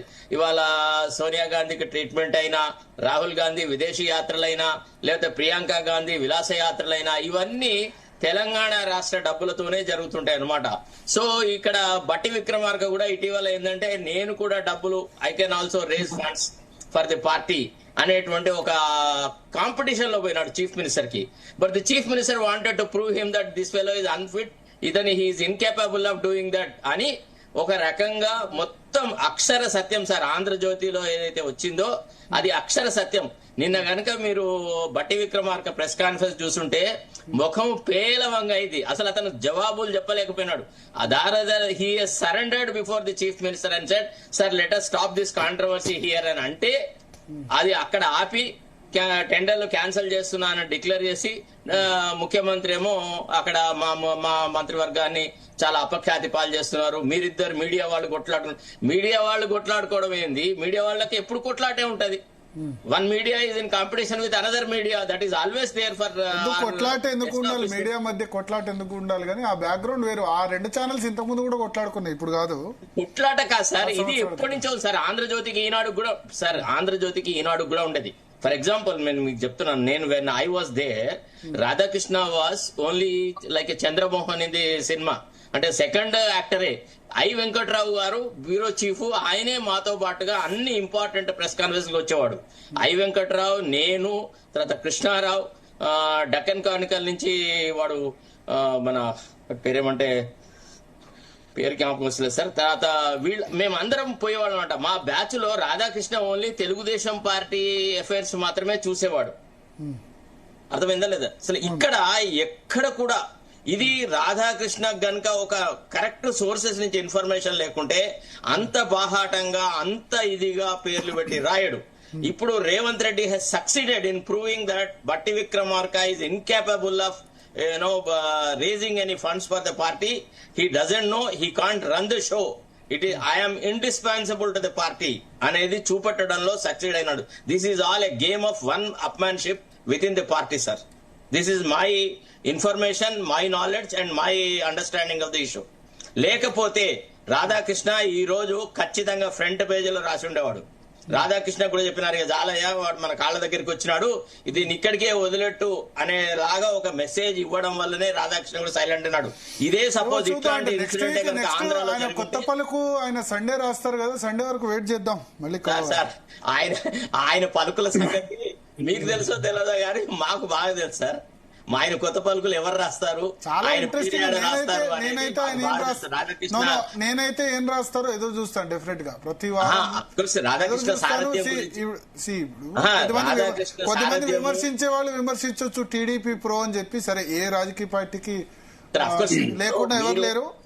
నేనేమంటారంటే రామోజీరావు, రాధాకృష్ణ, రవిప్రకాష్ ఈ ముగ్గురు కూడా తెలుగు మీడియా దిగ్గజాలు. వాళ్ళు తెలుగు మీడియా రెవల్యూషన్ మీ జనరేషన్ కి కావచ్చు. I respect everybody. చెప్పిన ఇద్దరు పేర్లు they are best manipulators, they are not journalist. I don't agree with you at all being a professional journalist. అంటే మీ అభిప్రాయం ఇది నేను డెఫినెట్ గా రెస్పెక్ట్ చేస్తాను. మీ అభిప్రాయం 100% they are manipulators, they are not journalist at all. They have been interfering with the governance too much. మనకు జర్నలిజం లో ఇట్లా చెప్పలేదు. our job is to be a watchdog of the government and enlighten the people on the failures of the government, and that is our job. Our job is not to encourage one leadership and downgrade another leadership. That is not our job at all in journalism. At least we have not been taught. I worked with several persons, Shastri Ramchandra తో పనిచేసిన, ప్రతాప్ రవీంద్రతో పనిచేసిన, గొప్ప గొప్ప వాళ్ళతో పనిచేసిన. ఎక్కడ కూడా ఇంత బాహాటంగా బావా అని భుజాలు దడుముకుంటూ తిరిగిన సందర్భాలు ఎక్కడ లేదు. And I have never seen an chief minister of the state going to the మీరు జాయిన్ కాకముందు చెప్పాను, journalist. మీరు జాయిన్ కాకముందు చెప్పాను మీడియా న్యూట్రాలిటీ. సరే, మీరు అప్పుడు వినలేదు. మీడియా ఎందుకు న్యూట్రల్ గా లేదు, మీడియా ఎందుకు రాజకీయ పార్టీలు ప్రజల రాజకీయ పార్టీలు ప్లస్ గవర్నమెంట్ల చేతిలో బందీ అయిందన్నది మీకు ముందు చెప్పాను. సో ఆ టాపిక్ మీద డిస్కస్ చేద్దాం. మనతో క్రిషాంక్ గారు జాయిన్ అయ్యారు, అదేవిధంగా తెలంగాణ విఠల్ గారు జాయిన్ అయ్యారు, స్టూడియోలో చరణ్ కౌశిక్ గారు జాయిన్ అయ్యారు. They are entitled to, they are free to criticize me also. I have no objection and I wish they should criticize. Yes. If I am wrong. Yeah, no problem. Yes, Krishank గారు, ఏంటి last 10 days గా జరుగుతున్న పరిణామాల మీద ఏంది BRS stand? Why should the government still be in the chair? ఎందుకు ప్రభుత్వం ఇంకా కొనసాగాలి? ఎందుకంటే ఇది లార్జర్ క్వశ్చన్. నాకు తెలిసి ఈ స్థాయిలో నిన్న బట్టి విక్రమార్క గారి స్టేట్మెంట్ అనేది అంటే ఇట్ ఇస్ ద పీక్, పరాకాష్ట.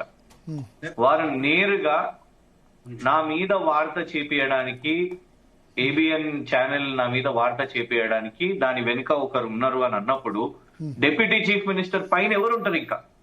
ఇంకెవరు మిగిలి ఉన్నారు? సో నేరుగా అన్ని ఫింగర్స్ పాయింట్ అవుతున్నాయి ముఖ్యమంత్రి గారి వైపు. సో ఇవాళ అనిరుద్ధ్ గారు స్టార్టింగ్ అంటే ఇది 10 రోజులు కాదు. మనము వాస్తవానికి అంటే we have become so tolerant to all this. Anirudh గారు స్టేట్మెంట్ ఇస్తారు, కాంగ్రెస్ ఎమ్మెల్యే, దట్ కేవలం టీడీపీ వాళ్ళకే ఈ రాష్ట్రంలో కాంట్రాక్ట్లు వస్తున్నాయని స్టేట్మెంట్ వచ్చింది. అఫీషియల్ గా వాళ్ళ ఎమ్మెల్యే మాట్లాడాడు, ఆ రోజు ఏం కాలేదు. రాజగోపాల్ రెడ్డి గారు కూడా అదే విధంగా మాట్లాడారు, కాంగ్రెస్ ఎమ్మెల్యే, కాంట్రాక్ట్లు మొత్తం రేవంత్ రెడ్డి గారు వాళ్ళ మనుషులకు ఇస్తున్నారు అని ఆనాడు అన్నారు. అది ఇక్కడ మీరు గమనించండి, దీంట్లో ఈ మొత్తం చదరంగంలో కూడా ఒక మంత్రి కోమటిరెడ్డి వెంకటరెడ్డి గారు, ఆ తర్వాత బట్టి విక్రమార్క గారు అండ్ మరియు రేవంత్ రెడ్డి గారు, ఈ ముగ్గురు మధ్యలో 2 న్యూస్ ఛానల్స్ నలిగిపోయింది. ఎవరు? జర్నలిస్ట్. ఆ జర్నలిస్టులను రాత్రికి రాత్రి అరెస్ట్ చేసి దొంతు రమేష్ గారిని, సుధీర్ గారిని గల్లా పట్టుకొని పోలీసు ఇట్లా పట్టుకొని తీసుకొని పోవడం. దొంతు రమేష్ గారిని ఏదో ఇక ఒక బ్యాంక్ ఫ్రాడ్ వెళ్ళిపోతున్నాడు, విదేశాలకు వెళ్ళిపోతున్నాడు, ఒక విజయ్ మాల్యా అన్నట్టు ఎయిర్పోర్ట్ దగ్గరికి వెళ్ళిపోయి ఫ్యామిలీ మెంబర్స్ తో పాటు తీసుకొని రావడం. సజ్జనార్ గారి ఓవర్ యాక్టింగ్ స్టేట్మెంట్స్, అవును బరాబర్ ఇట్లనే చేస్తాం, ఎట్లా పారిపోతాడు విదేశాలకు, ఎట్లా పారిపోతాడు, యూ స్పోకెన్ అబౌట్ జర్నలిస్ట్, ఎట్లా పారిపోతాడు ఆయన అని అన్నాం. He was just an accused. Even అప్పటికి ఏమి కూడా లేదు, ఈవెన్ కోర్టు కూడా ఇప్పుడు రిజెక్ట్ చేసేసింది. కానీ ఎట్లా పారిపోతాడు, విదేశాలకు ఎట్లా వెళ్ళిపోతాడు అని మీరు ఏదైతే టార్గెట్ చేసారో, ఇవాళ ఎందుకు ఈ విచారణ సంస్థ, ఈ సిట్ అనేది ఎందుకు మౌనంగా ఉన్నది?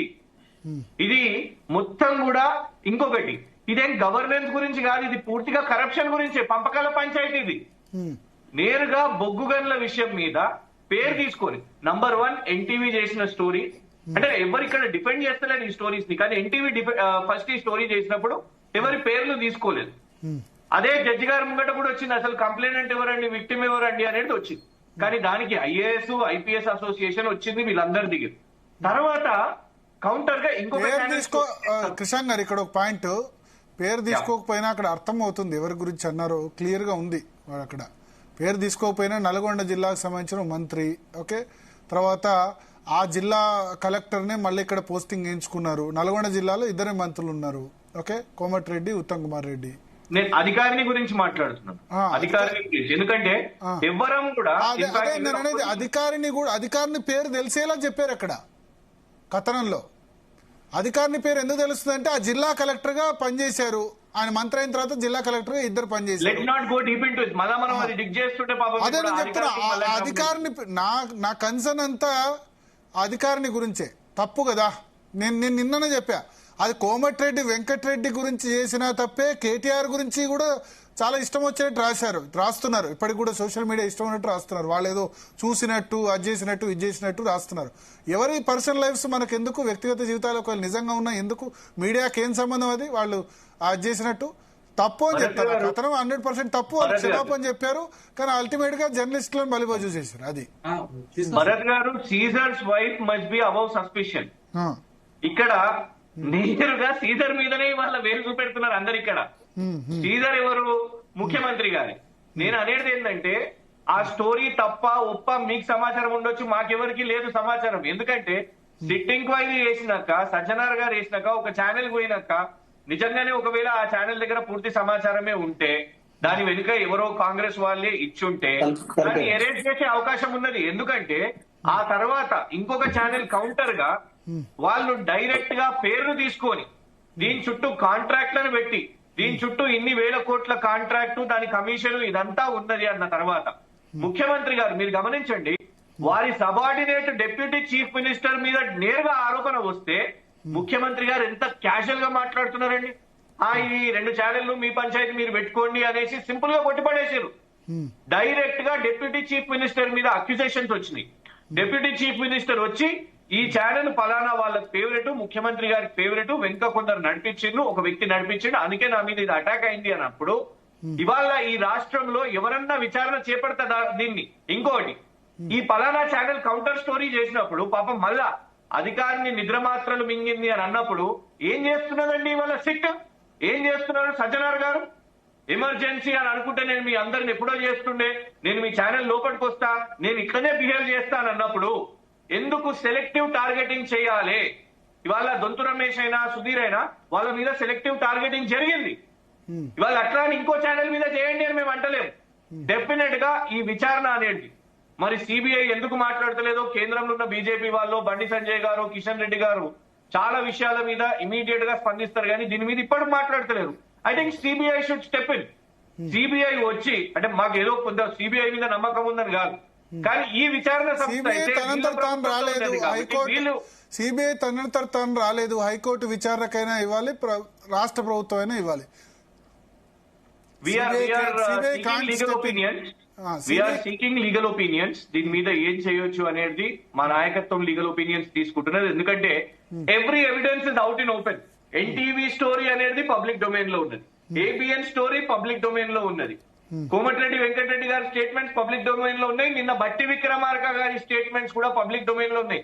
Cancellation, ratification of the tender అనేది నేరం జరిగిన తర్వాత నేను దాన్ని రాటిఫై చేసేస్తున్నా, నేను టెండర్ క్యాన్సిల్ చేస్తున్నా అంటే నేరం జరగలేదని కాదు కదా. సో ఖచ్చితంగా ఈవెన్ అబెట్మెంట్ ఆఫ్ క్రైమ్ అంటారు, క్రైమ్ అబెట్మెంట్ ఆఫ్ క్రైమ్ ఉన్నా కూడా నేరమే ఇక్కడ. సో డెఫినెట్ గా ఒక నేరం జరిగింది అన్నట్టు అర్థం. దాన్ని టెండర్ క్యాన్సలేషన్ చేస్తే అయిపోదు. దీన్ని వీళ్ళు క్లియర్ గా ఎవిడెన్స్ కూడా ఈ ప్రభుత్వంలో ఉన్న పెద్దలే దీంట్లో ఇన్వాల్వ్ అయితే ట్రాన్స్పరెంట్ విచారణ ఎక్కడ ఉంటుంది భరత్ గారు? ఎవరు విచారణ చేపడతారు చెప్పండి? 2 మీడియా సంస్థల మీద వేళ్లు చూపెడుతున్నారు. ముఖ్యమంత్రి గారు, ఉప ముఖ్యమంత్రి గారు, మంత్రి గారు ఒకళ్ళ మీద ఒకళ్ళు వాళ్ళ పేర్లు పడుతున్నాయి. విచారణ ట్రాన్స్పరెంట్ ఉంటుందని ఏంది ఇంకెక్కడ ఉంటుంది చెప్పండి? చిన్న ఒక ఇంటర్నేషనల్ మోటార్ స్పోర్ట్ రేస్ ఇక్కడ మేము ఏర్పాటు చేసినందుకే మా మీద ఓహో ఈడీలు, ఏసీబీలు, గవర్నర్ గారు ఇంత పెద్ద తతంగం చేశారు. మీరు ఆబ్జెక్షన్ వ్యక్తం చేశారు కదా, సిట్ వేస్తే ఎందుకు సిట్ వేశారని మీరే ఆబ్జెక్షన్ వ్యక్తం చేశారు. సిట్ ఎవరు సిట్ అండి? సిట్ అంటే సిట్, స్టాండ్ అంటే స్టాండ్. ఉన్నది పోలీసులు అదే కదా. రాష్ట్ర ప్రభుత్వం వేసింది. సజ్జనారు మీ టైంలో మీరు సజ్జనార్ను రెస్పెక్ట్ చేసి ఆయనకు చాలా ఇంపార్టెంట్ ఇచ్చారు. ఆ సజ్జనార్ నేతృత్వంలోనే వేశారు సిట్టు. టీఆర్ఎస్ 10 ఏళ్ళ ఆయనలో చాలా ఇంపార్టెంట్ పోస్టింగ్స్ ఇచ్చారు. ఆయన పక్కనే పెట్టలే కదా. సజ్జనార్కి ఆర్టీసీ ఎండి ఇచ్చారు. అంతకుముందు మీకు ఈ దిశ ఎన్కౌంటర్ కేసు బాధ్యతలు కూడా ఆయనకే ఇచ్చారు. భరత్ గారు అప్పుడు మంచి ఉన్నారు కదా అని ఇప్పుడు నేరం చేయరు అని ఉండదు. ఇప్పుడు నేరస్తులు కదా అని స్టేట్ గవర్నమెంట్ సిట్ అంటే స్టేట్ గవర్నమెంట్ స్పెసిఫిక్ కేసు అనేది ఉంటది, స్పెసిఫిక్ కేసు అనేది ఉంటది. సో ఇక్కడ సజ్జనార్ గారు చేస్తున్న తీరు it looks like yes boss అనే తీరు లాగా కనబడుతున్నది. It is selective. Rule of law అనేది అందరి కోసం ఉండాలి. ఇలాగా నేను అనేది అసలు గతం గురించి చర్చ కూడా లేకండి. ఇట్లా పంపకాల పంచాయతీ, ఇట్లా ఛానళ్ల మధ్యలో తగాదాలు, ఇట్లా ముఖ్యమంత్రి ఉప ముఖ్యమంత్రి నేరుగా ఈయన పట్టించిండు. ఇంత ఇది కాదు కదా. మన రాష్ట్రం తెలంగాణ రాష్ట్రం తెచ్చుకున్నది ఈ పంపకాల పంచాయతీల కోసం కాదు కదా, ఈ కాంట్రాక్ట్ల పంచాయతీల కోసం కాదు కదా. అండ్ ఒకటి కాదు 2 సార్లు కాదండి. ఒక మంత్రి గారి అబ్బాయి ఏమో ల్యాండ్ గ్రాబింగ్ కేసులో దొరుకుతాడు. దొరికితే ఇమీడియట్ గా ఇన్స్పెక్టర్ ని ట్రాన్స్ఫర్ చేసేస్తారు. ఒక మంత్రి గారి ఇంటి ముందు టాస్క్ ఫోర్స్ పోలీసులు లోపలికి ఇంటికి పోతే మంత్రి గారు ఓఎస్డీని తన అధికారిక కారులో వాహనంలో ఎక్కించి పరారు చేపిస్తారు. మంత్రి గారి కుమార్తె రోడ్డు మీద నిలబడి తుపాకీ తెచ్చింది ముఖ్యమంత్రి గారి కార్యాలయం నుంచి వాళ్ళ అనుచరుడే తీసుకొని వచ్చిండు, పార్టీ జిల్లా అధ్యక్షుడే తీసుకొని వచ్చిండు అని అంటారు. ఎఫ్ఐఆర్ కూడా ఉండదు. సీతక్క గారి నియోజకవర్గంలో పట్టుకున్న ఇసుక లారీలు పోలీస్ స్టేషన్ నుంచి 6 లారీలు వెళ్ళిపోతాయి. దాని మీద విచారణ ఉండదు. ఇట్లా నేను ఎన్ని ఇన్స్టెన్సెస్ మీకు చెప్పండి. Lawlessness in Telangana Congress government. ఇంకా వాళ్ళే ఇవాళ చెప్తున్నారు 2 factions, Telugu Desam Congress versus old Congress అన్నట్టు అర్థమైపోయింది కదా. ఎందుకంటే బట్టి విక్రమార్క గారి నోటిన ఏమొచ్చింది? చంద్రబాబు నాయుడు గారి ఛానల్ అది, రాధాకృష్ణ గారు, రేవంత్ రెడ్డి గారు, అందుకే వాళ్ళకు అనుకూలంగా చేస్తారు. రాజశేఖర్ రెడ్డి గారి పేరు కూడా వచ్చేసింది. ఇద్దరు చంద్రబాబు నాయుడు గారి పేరు తీసుకొని వచ్చారు, ఒకరు రాజశేఖర్ రెడ్డి గారు. ఎవరి ప్రొటెక్షన్ వాళ్ళకు భలే ఉన్నది. ఇది తెలంగాణ స్టేట్ లో ఒకళ్ళు నా గాడ్ ఫాదర్ చంద్రబాబు నాయుడు, ఒకళ్ళు నా God father YS Rajasekhara Reddy గారు అని ఇది మనం మాట్లాడుతున్నాం. వీళ్ళ కాంట్రాక్ట్ల పంచాయతీల కోసం, వీళ్ళ పంపకాల పంచాయతీల కోసం వాళ్ళను కూడా తీసుకొని వచ్చి మన స్టేట్ లో ఈ పొలిటికల్ అఫైర్స్ ఈ నడిపిస్తున్న 2 ఛానల్స్ కూడా ఐ డోంట్ వాంట్ అంటే నాకు వాళ్ళని ఏదో ట్యాగ్ లైన్ చేయాలని కాదు, but you are well aware as senior journalist. మీరు ఢిల్లీ నుండి కూడా తెలంగాణ కవరేజ్ చేసిన వాళ్ళు, ఈ 2 ఛానల్స్ వాళ్ళు యాంటీ తెలంగాణ ఎంత చేసినా కూడా అందరికి తెలుసు. వాళ్ళిద్దరు కానివ్వండి, చంద్రబాబు నాయుడు వైఎస్ఆర్ గారి పేరు కానివ్వండి, ఇవాళ భట్టి గారు అండ్ రేవంత్ రెడ్డి గారు కానివ్వండి, ఏందండి ఈ దుకాణం తెలంగాణ రాష్ట్ర ప్రజలకు ఇదంతా అవసరమా? సింపుల్ గా to end my case, this government has no right to continue. ఇవాళ ట్రాన్స్పరెంట్ విచారణ కాదు. ఇట్లనే ఉంటే గాలి మాటలు మాట్లాడతారు. ఇదే వేదికల్లో వచ్చేసి ఆ మీడియా ఛానళ్లు మీరు కొట్టుకోవాలనుకుంటే క్లోజ్ డోర్ కొట్టుకోండి, మమ్మల్ని లాగకండి అనేది మీరు మళ్ళా మీడియా వాళ్ళనే బెదిరిస్తున్నారు. We do not believe in the system here in Telangana. ఇది డెమోక్రసీ కానే కాదు. భరత్ గారు నమస్కారం. నమస్కారం. ఏమంటారు లాస్ట్ 10 రోజులుగా జరుగుతున్న పరిణామాల మీద? ముఖ్యంగా ఇక్కడ ముగ్గురు మా ఓయూ జర్నలిజం, శరత్ సార్ మా సీనియర్, క్రిషాంక్ అంటే కుండబద్దలు కొట్టినట్టు మాట్లాడాలి కాబట్టి కొన్ని ఫ్యాక్ట్స్ నా దృష్టికి వచ్చిన ఫ్యాక్ట్స్ తెలంగాణ సమాజం దృష్టికి తీసుకొచ్చి సీనియర్ కూడా వచ్చింది. అక్కడ ప్రకాష్ గారు కూడా వచ్చింది. ఇప్పుడే ప్రకాష్ అన్న గారు కూడా ఉన్నారు. నమస్కారం అన్న. అయితే ఈ మొత్తం జరిగిన విషయంలో అసలు ఎవరి కోసం ఎవరు చేస్తున్నారు, తెలంగాణలో ఏం జరుగుతుందని చూస్తే ఒక పేరు కోస్టల్ ఎయిర్లైన్స్ కు చెందిన డైరెక్టర్ విష్ణుతేజ అనే అతను. ఈ పేరు విన్నారా భరత్ గారు మీరు? హలో భరత్ గారు వినపడుతుందా? వినపడుతుంది. అసలు తెర మీదకి రాని పేర్లు కోస్టల్ ఎయిర్లైన్స్ డైరెక్టర్ విష్ణుతేజ, అదే విధంగా అనిల్ రెడ్డి. వీళ్ళిద్దరూ సింగరేణి ఒడిశాలో ఉన్న నైని బొగ్గు గనుల కోసం ఈ 2 కంపెనీల ఓనర్లు. ఈ విష్ణుతేజ గారు ఎవరంటే ఎన్టీవీ నరేంద్ర చౌదరి గారి కూతురు రచన గారి అల్లుడు. ఆయన గతంలో కోస్టల్ ఎయిర్లైన్స్ లో డైరెక్టర్ గా పనిచేసిండు. అయితే ఇక్కడ ప్రజలకు తెలియాల్సిన విషయం ఏంటంటే సింగరేణి సంస్థ మాది కొత్తగూడెం బొగ్గు గనుల్లో పుట్టిన అగ్గిబరాట.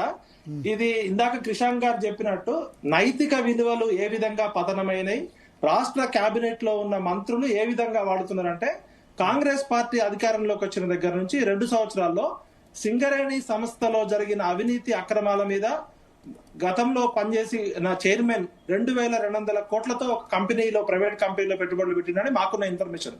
నాది కొత్తగూడెము, నాకున్న ఇన్ఫర్మేషన్ మీరు క్రాస్ చెక్ చేయండి. ఈ విష్ణు తేజకి, నరేంద్ర చౌదరికి ప్లస్ ఈ నిన్న ముఖ్యమంత్రి గారు మాట్లాడుతూ 2 ఆంబోతులు కొట్టుకుంటున్నాయి అంటున్నాడు. ఈ 2 ఆంబోతులు ఎవరు అంటే ప్రభుత్వం కన్నా పెద్ద ఆంబోతులు. 2 ఆంబోతులు కొట్టుకుంటే లేఖదుల కాలు ఇరుగుతాయి అంటున్నాడు. అంటే ఒక ఆంబోతు ఏమో ఆంధ్రజ్యోతి రాధాకృష్ణ ముఖ్యమంత్రి గారి దృష్టిలో, ఇంకో ఆంబోతు నరేంద్ర చౌదరి. అంటే ఎన్టీవీ నరేంద్ర చౌదరి గారి అల్లుడి కోసం ఒక డిప్యూటీ సీఎం బట్టి విక్రమార్క గారు పైరవీ చేసిర్రు, ఆయన కావాలని చెప్పి అదొక కథనం.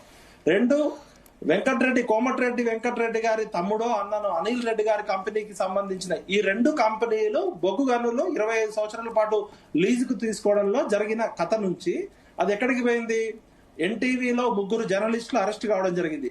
ఆ 3 జర్నలిస్టులలో ఒక జర్నలిస్ట్ కి ఈ రాష్ట్రంలో కీలకమైన వ్యక్తి, అత్యంత టాప్ లెవెల్లో ఉన్న వ్యక్తి 15 నిమిషాలు మాట్లాడిండు. అది కావాలంటే ఆ 3 జర్నలిస్టుల ఫోన్ రికార్డు తీయండి. ఎందుకు మాట్లాడాల్సి వచ్చింది అరెస్ట్ చేసినాక 15 నిమిషాలు? అంటే దీని వెనకాల గొంగొట్లో కూర్చొని ఎంటికలు ఏరుకుంటూ ప్రజాస్వామ్య వ్యవస్థలో బరి తెగించిన అరెస్ట్ చేసింది ఇద్దరినే కదా, ముగ్గురిని కాదు కదా.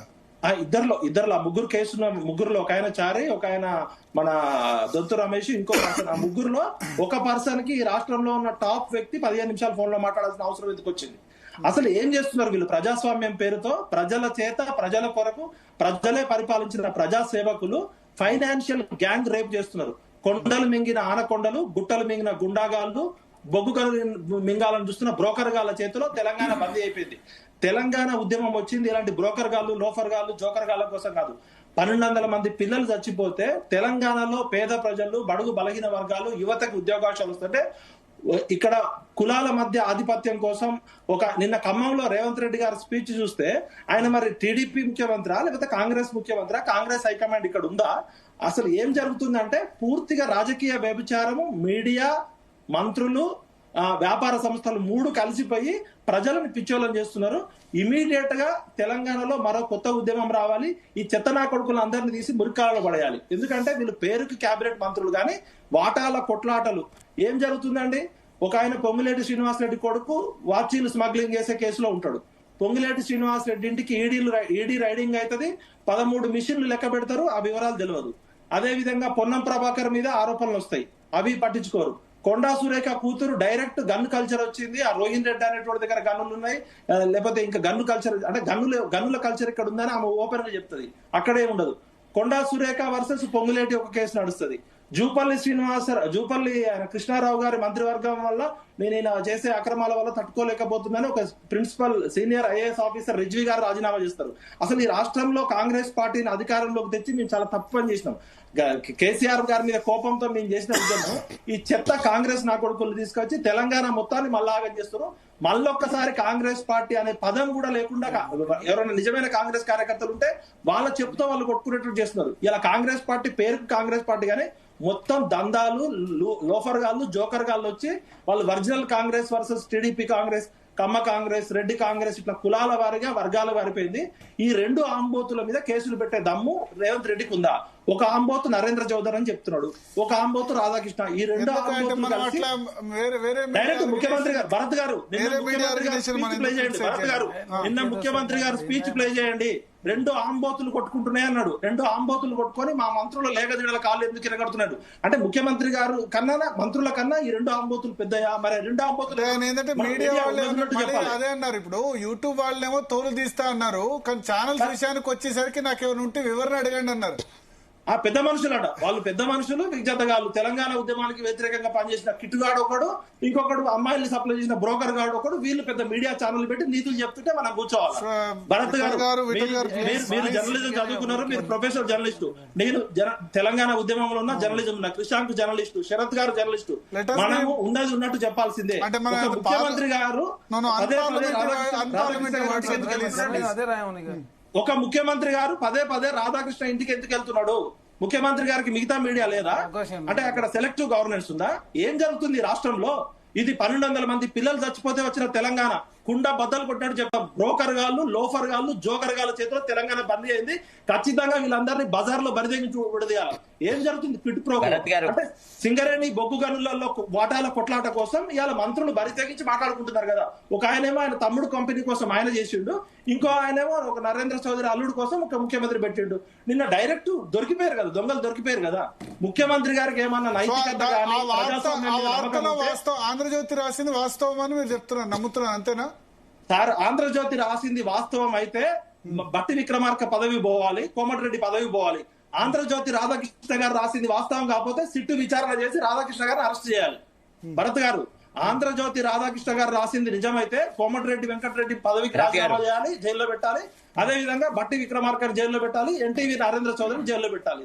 లేదు ఆంధ్రజ్యోతి రాధాకృష్ణ గారు రాసింది తప్పు అయితే రాధాకృష్ణ గారిని జైల్లో పెట్టాలి. అంటే మా మామూలు జర్నలిస్టుల మీద కేసులు పెట్టే దమ్ముంది కానీ నరేంద్ర చౌదరి మీద రాధాకృష్ణ మీద అంటే ఏం జరుగుతుంది? మీరు మీ కుల గుల పత్రికలు మాకు అవసరం లేదు. తెలంగాణ నికాసైన తెలంగాణ కుండ బద్దలు కొట్టినట్టు కొడతాం. తెలుగుదేశం పార్టీ పెయిడ్ ఛానళ్లు కొన్ని తెలంగాణలో తమ వ్యాపారాల కోసం తెలంగాణ ప్రజాస్వామ్యాన్ని భ్రష్టు పట్టిస్తున్నాయి. దీనిలో ముఖ్యమంత్రి దగ్గర నుంచి కింద వరకు అందరి పాత్ర ఉంది. పొన్నం ప్రభాకర్ గారి మీద ఆరోపణలు వస్తాయి, ఉత్తమ్ కుమార్ రెడ్డి గారి మీద ఆరోపణలు వస్తాయి, పొంగులేటి గారి కొడుకు మీద ఆరోపణలు వస్తాయి, కొండా సురేఖ గారి మీద ఆరోపణలు వస్తాయి, జూపల్లి కృష్ణారావు గారి మీద ఆరోపణలు వస్తాయి. మరి ఏం చర్యలు ఏమైనాయి? ప్రజలు పిచ్చోళ్ళు, ఉద్యమకారులు పిచ్చోళ్ళు, తెలంగాణ కోసం చనిపోయిన 1200 మంది పిచ్చోళ్ళ ఏమనుకుంటారు మీరు? అసలు తెలంగాణకి సంబంధం లేని చెత్తనా కొడుకులు ఇలా మంత్రివర్గంలో ఉండి తెలంగాణ సొమ్ముని పీక తింటున్నారు. ముఖ్యమంత్రి గారు నైతికంగా తెలంగాణ సమాజంలో కాంగ్రెస్ కేబినెట్ పోయింది. ఈ ప్రభుత్వాన్ని బర్తరఫ్ చేయాలి. అసలు నైతిక విలువలు లేని ప్రభుత్వం ఇది. 1 సెకండ్. ఓకే శరత్ గారు, వి ప్రకాష్ గారికి అవకాశం ఇచ్చే ముందు శరత్ గారు. ఎస్ ఒక్కటండి, first 2 facts I want to clarify. These 2 officers who figured in the controversy NTVలో I know them personally because నాకు వ్యక్తిగతంగా వాళ్ళు తెలుసు. వాళ్ళ మీద ఆరోపణలు అయితే చాలా అభూత కల్పనలు, వాళ్ళ మీద ఆ రకంగా సృష్టించడాన్ని మాత్రం I have never supported. That is no way journalism at all. To peep into somebody's personal life, even if there had been some relationship అని అనుకున్నా గానీ బట్ దట్ ఈస్ బియాండ్. అంతే కదా, ఇప్పుడు దానిలో ప్రజా ప్రయోజనం ఏముంది? నిజంగానే రిలేషన్ ఉన్న ప్రజలకు ఏం సంబంధం? అందులో చెత్త. అది జర్నలిజమే కాదు, అది యాక్చువల్లీ ఒక యూజ్లెస్ వే ఆఫ్. సరే, దానికి వాళ్ళు క్షమాపణ కూడా చెప్పారు. ఓకే, వాళ్ళు చేసిన తప్పు. సరే, ఇప్పుడు అట్లా కాదండి, బొత్తలో కత్తి గుచ్చి క్షమాపణ చెప్తా అంటే అది కరెక్ట్ కాదండి. I don't agree with that at all. Sorry, దాన్ని నేను ఒప్పుకోను. First point. రెండోది నేను చెప్తున్నాను, I mean I can say with authority ఏమంటే రాధాకృష్ణ లింక్స్ గాని, రాధాకృష్ణ యొక్క స్ప్రెడ్ గాని, రాధాకృష్ణకు ఉన్నటువంటి రాకేష్ రెడ్డి గారు మీరు మ్యూట్ పెట్టుకొని మాట్లాడండి. రాకేష్ రెడ్డి గారు ప్లీజ్. మాట్లాడు. రాధాకృష్ణ గురించి వ్యక్తిగతంగా తెలిసిన వ్యక్తి, మేము కలిసి పనిచేసినాం. సహచరులుగా నీకు చెప్తున్నాను. రాధాకృష్ణ ఏదైతే మన తొలి పలుకులో రాసినాడో, దాని పేరేదో కొత్త పలుకు అని, అదే ఆ తొలి పలుకును నేను తొర్రి పలుకు అని 2-3 సార్లు అన్నా. మా 2-3 సందర్భాల్లో దాన్ని ఇప్పుడు మళ్ళా ఇదేదో కొత్త పలుకు అని, అది ఇంతకు ముందు ఐ వెంకట్రావు గారు రాసేవాళ్ళు. సరే, ఏది ఏమైనా కానీ ఆంధ్రజ్యోతికి సంబంధించిన పర్సనల్ విషయం కానీ, అందులో వచ్చింది అక్షర సత్యము. దాన్ని కాదనే దమ్ము ముఖ్యమంత్రికి ఉంటే నేను అడుగుతున్నాను, ఛాలెంజ్ చేస్తున్నాను. ఒకవేళ అది కాదు, రాధాకృష్ణ రాసింది తప్పు, బట్టి విక్రమార్కకి ఏం సంబంధం లేదు అని గనక ఒకవేళ అంటే, బట్టి విక్రమార్క ఎట్లా టెండర్లను క్యాన్సిల్ చేశాడు? నేను అడుగుతున్నాను, నువ్వు ఎట్లా ఒక ఏకపక్ష నిర్ణయం నువ్వు ఎట్లా తీసుకుంటావు? అంత పెద్ద వ్యవహారంలో there is no discussion, no debate, no cabinet colleague has been consulted, nothing has been happened. Why did you hush up the whole thing? First point. రెండోది, if you want transparency then ask constitute a SIT. ఇక సజ్జనార్ సంగతి అని అంటే ఎట్లుంటాయంటే, sir ఈ ఆఫీసర్ల గురించి కొంతమంది ఆఫీసర్లు ఎట్ట తయారైనారంటే, నాకు I remember what LK Advani had said, if you are asked to bend you have decided to crawl అని. అట్లనే కొంతమంది ఆఫీసర్లు ఓవర్ జీలస్ గా అప్పుడున్న ప్రభుత్వాలకి పూర్తిగా దాసోహం అని, వాళ్ళు they mortgage their self respect, they mortgage their duty, they mortgage the principle on which they have to function. వీళ్ళ గురించి మనం the less said the better. మీరు సజ్జనార్ గారికి మీరు ప్రాధాన్యత ఇచ్చినారు, వాళ్ళు ప్రాధాన్యత ఇచ్చినారు. తర్వాత జర్నలిజం గురించి బీఆర్ఎస్ వాళ్ళు స్పీచ్లు ఇస్తే కూడా కొద్దిగా మేము వినడానికి సరిగా లేదు సార్. ఎందుకంటే they have also abused social media journalist.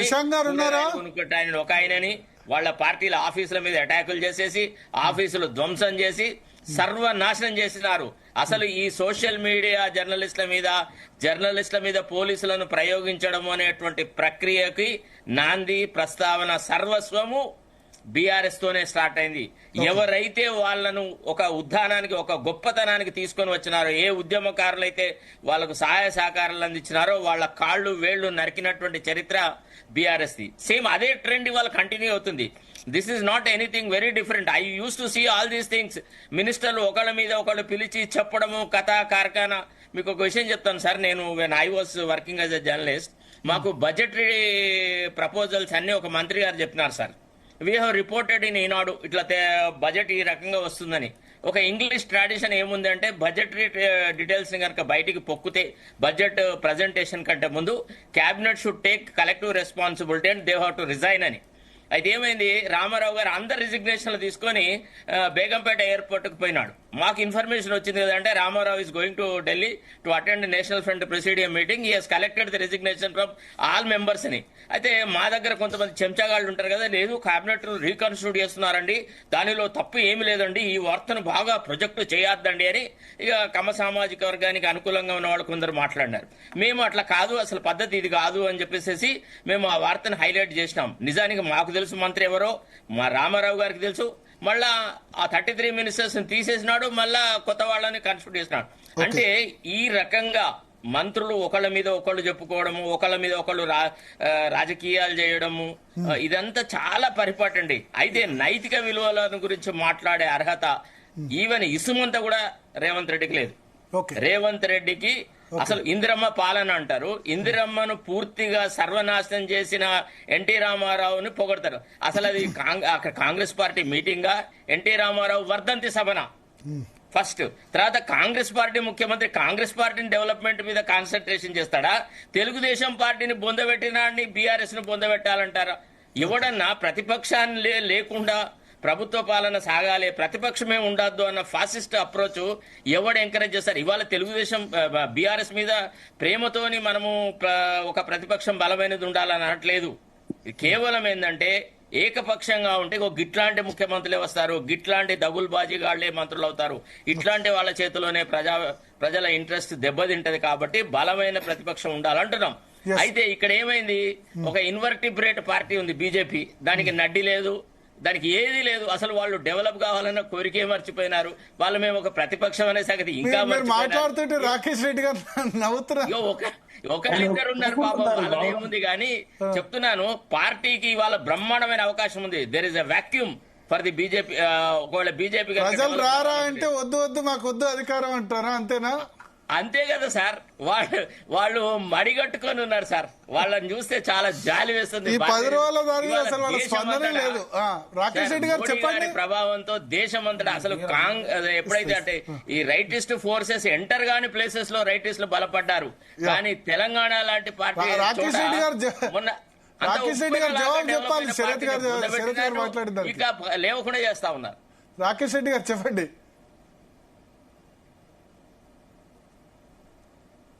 మాట్లాడండి రాకేష్ రెడ్డి గారు. చెప్పండి దేని గురించి అండి? ఇప్పుడు చంబల్లో దొంగల గురించా, దేని గురించి మాట్లాడారు? శరత్ గారు అనేది ఏంటంటే బీజేపీ వాళ్ళు బీజేపీ ఇప్పుడు చర్చ ఏంటి అసలు? మీరు ఒక బీజేపీ గురించి తర్వాత మాట్లాడుతున్నారు. ఈ ఎపిసోడ్ లో బీజేపీ స్టాండ్ ఏంటి? 10 రోజులు ఎందుకు మౌనం? నాకు అందరు ఇష్టమైన వాళ్ళు ఉన్నారు. మా పెద్దన్న ప్రకాష్ అన్న, శరత్ అన్న, విట్టాలు, సోదరుడు చరణ్ ఉన్నట్లున్నాడు అన్న. అందరూ కోపం వస్తుంది. నేను పక్కన పెడతాను కానీ ఇప్పుడు ఒక్కటి ఇలా చర్చ దేంది భరత్ గారు? చర్చ లాస్ట్ 10 రోజులుగా జరుగుతున్న పరిణామాలు, కోమటిరెడ్డి, బట్టి విక్రమార్క, ఆంధ్రజ్యోతి అంటే ఏమని మాట్లాడాలి? నైతిక విలువల గురించి మాట్లాడాలా? ఇంతకు ముందు ఎల్మ దొరలు, ఇప్పుడు రెడ్డి దొరలు, మధ్యన కమ్మ దొరలు.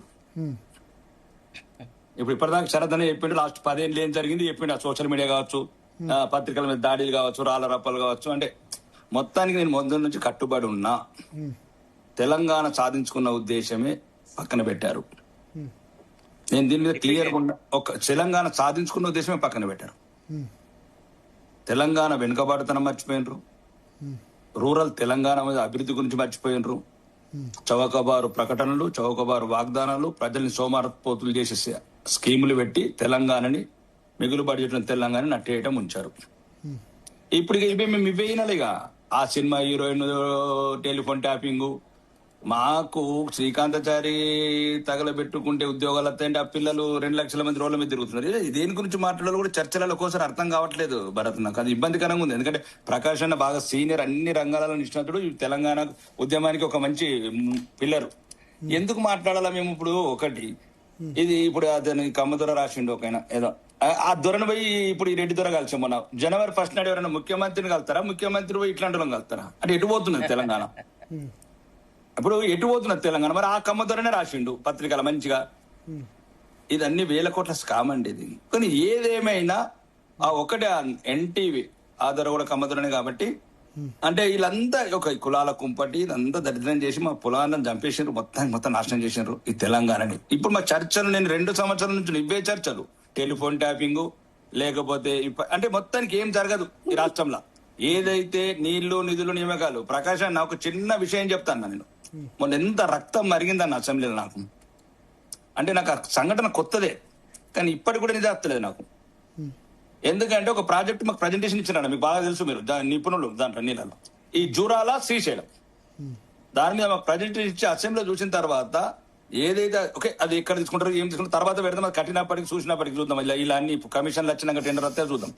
అంటే మాకు చెప్పిన దాని ప్రకారం 2015 ఓకే ఎందుకు పెట్టారా 296 TMC పక్కన పెడితే శ్రీశైలంలో రైట్ చేయడం కావచ్చు, ఇవన్నీ లేట్ అయిపోయినాయి. వీళ్ళు కోర్టుకోవటము అది పోవటం ఇదంతా జరిగిన తర్వాత అప్పుడు జూరాలలో ఉన్న వాటర్ని 35,000 కోట్లతో 10 లక్షల ఎకరాల ఆయకట్టుకు 35,000 కోట్లతో కావాలా. అది శ్రీశైలంకి తీసుకెళ్లి పెండు ఉంది 2023 వరకు. అది అయ్యలేదు, తాగలేదు, కీగలేదు.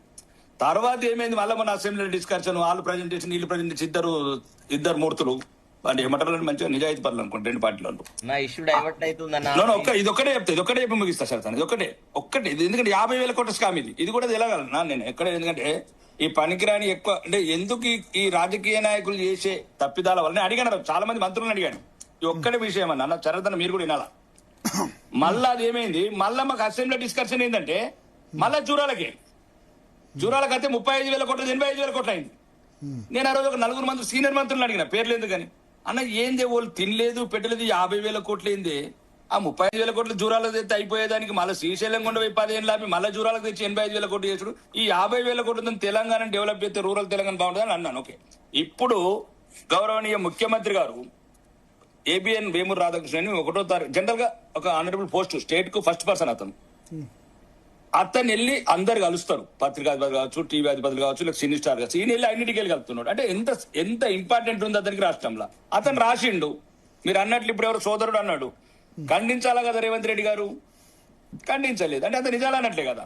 ఖండించండి ఆ ఖండించి వేరే ఖండించండి, మీ మధ్యన మీకేమైనా ఉంటే పెట్టుకున్నానండి. నేను అనేది ఏంటంటే, నేను ఇప్పటికి కూడా చెప్తున్నా, ఏబిఎన్ రాధాకృష్ణ రాసిందంటే 99% జెన్యున్. నేను ఇప్పటివరకు నేను బాగా ఇళ్ళ నుంచి కాదు కానీ ఒక కవిత ఇష్టప్పుడు అరెస్ట్ అప్పుడు కవిత ఫస్ట్ నేను 99 అంటే నేను కొన్ని సంఘటనలు అంటున్నా, మీకు ఇబ్బంది అనుకుంటే ఒక 5-6 ఇంపార్టెంట్ సంఘటనలు అతను ముందే ఎక్స్పెక్ట్ చేసిండు. ఏది, ఆయన పేరు షర్మిలారెడ్డి గారు పార్టీ పెడతాదన్నది, అన్నదమ్ముల మధ్యన కేసు అన్నది, అన్న చెల్లెల మధ్య కేసు అన్నది ఫస్ట్ ఆంధ్రజ్యోతిలో అది. నేను ఎందుకు చెప్తున్నానంటే, ఇప్పుడు ఒకటి ఈ రోజు బట్టి విక్రమార్క అన్నారు, నాకేం సంబంధం, మరి రద్దు ఎందుకు చేస్తాడు, నాకు అసలు సింగరేణితో సంబంధం లేదు. ఈ రోజు నేను ఒక ఉప ముఖ్యమంత్రికి ఆర్డర్స్ ఇస్తున్నా, క్యాన్సిల్ చేయమని అంటున్నాడు. అంటే నీకు క్యాన్సిల్ చేసే రైట్స్ ఉన్నాయంటే దానిలో కండిషన్స్ కూడా నువ్వే పెట్టినావు కదా.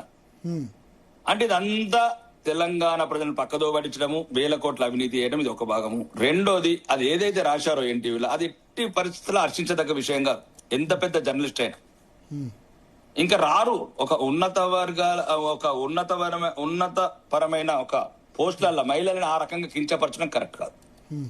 నువ్వు ఏదైనా రాస్తే రాయు. ఇప్పుడు ఏదో యూట్యూబ్ ఛానల్ ఆ చిన్న 100 ఛానల్ ఉన్నాయండి, అవి పనికిరాని అలా ఏదో ఆ రేటింగ్ కో మన్నో ఏదో పెడతారు, ఆ తమ్మున్స్ ఇట్లా.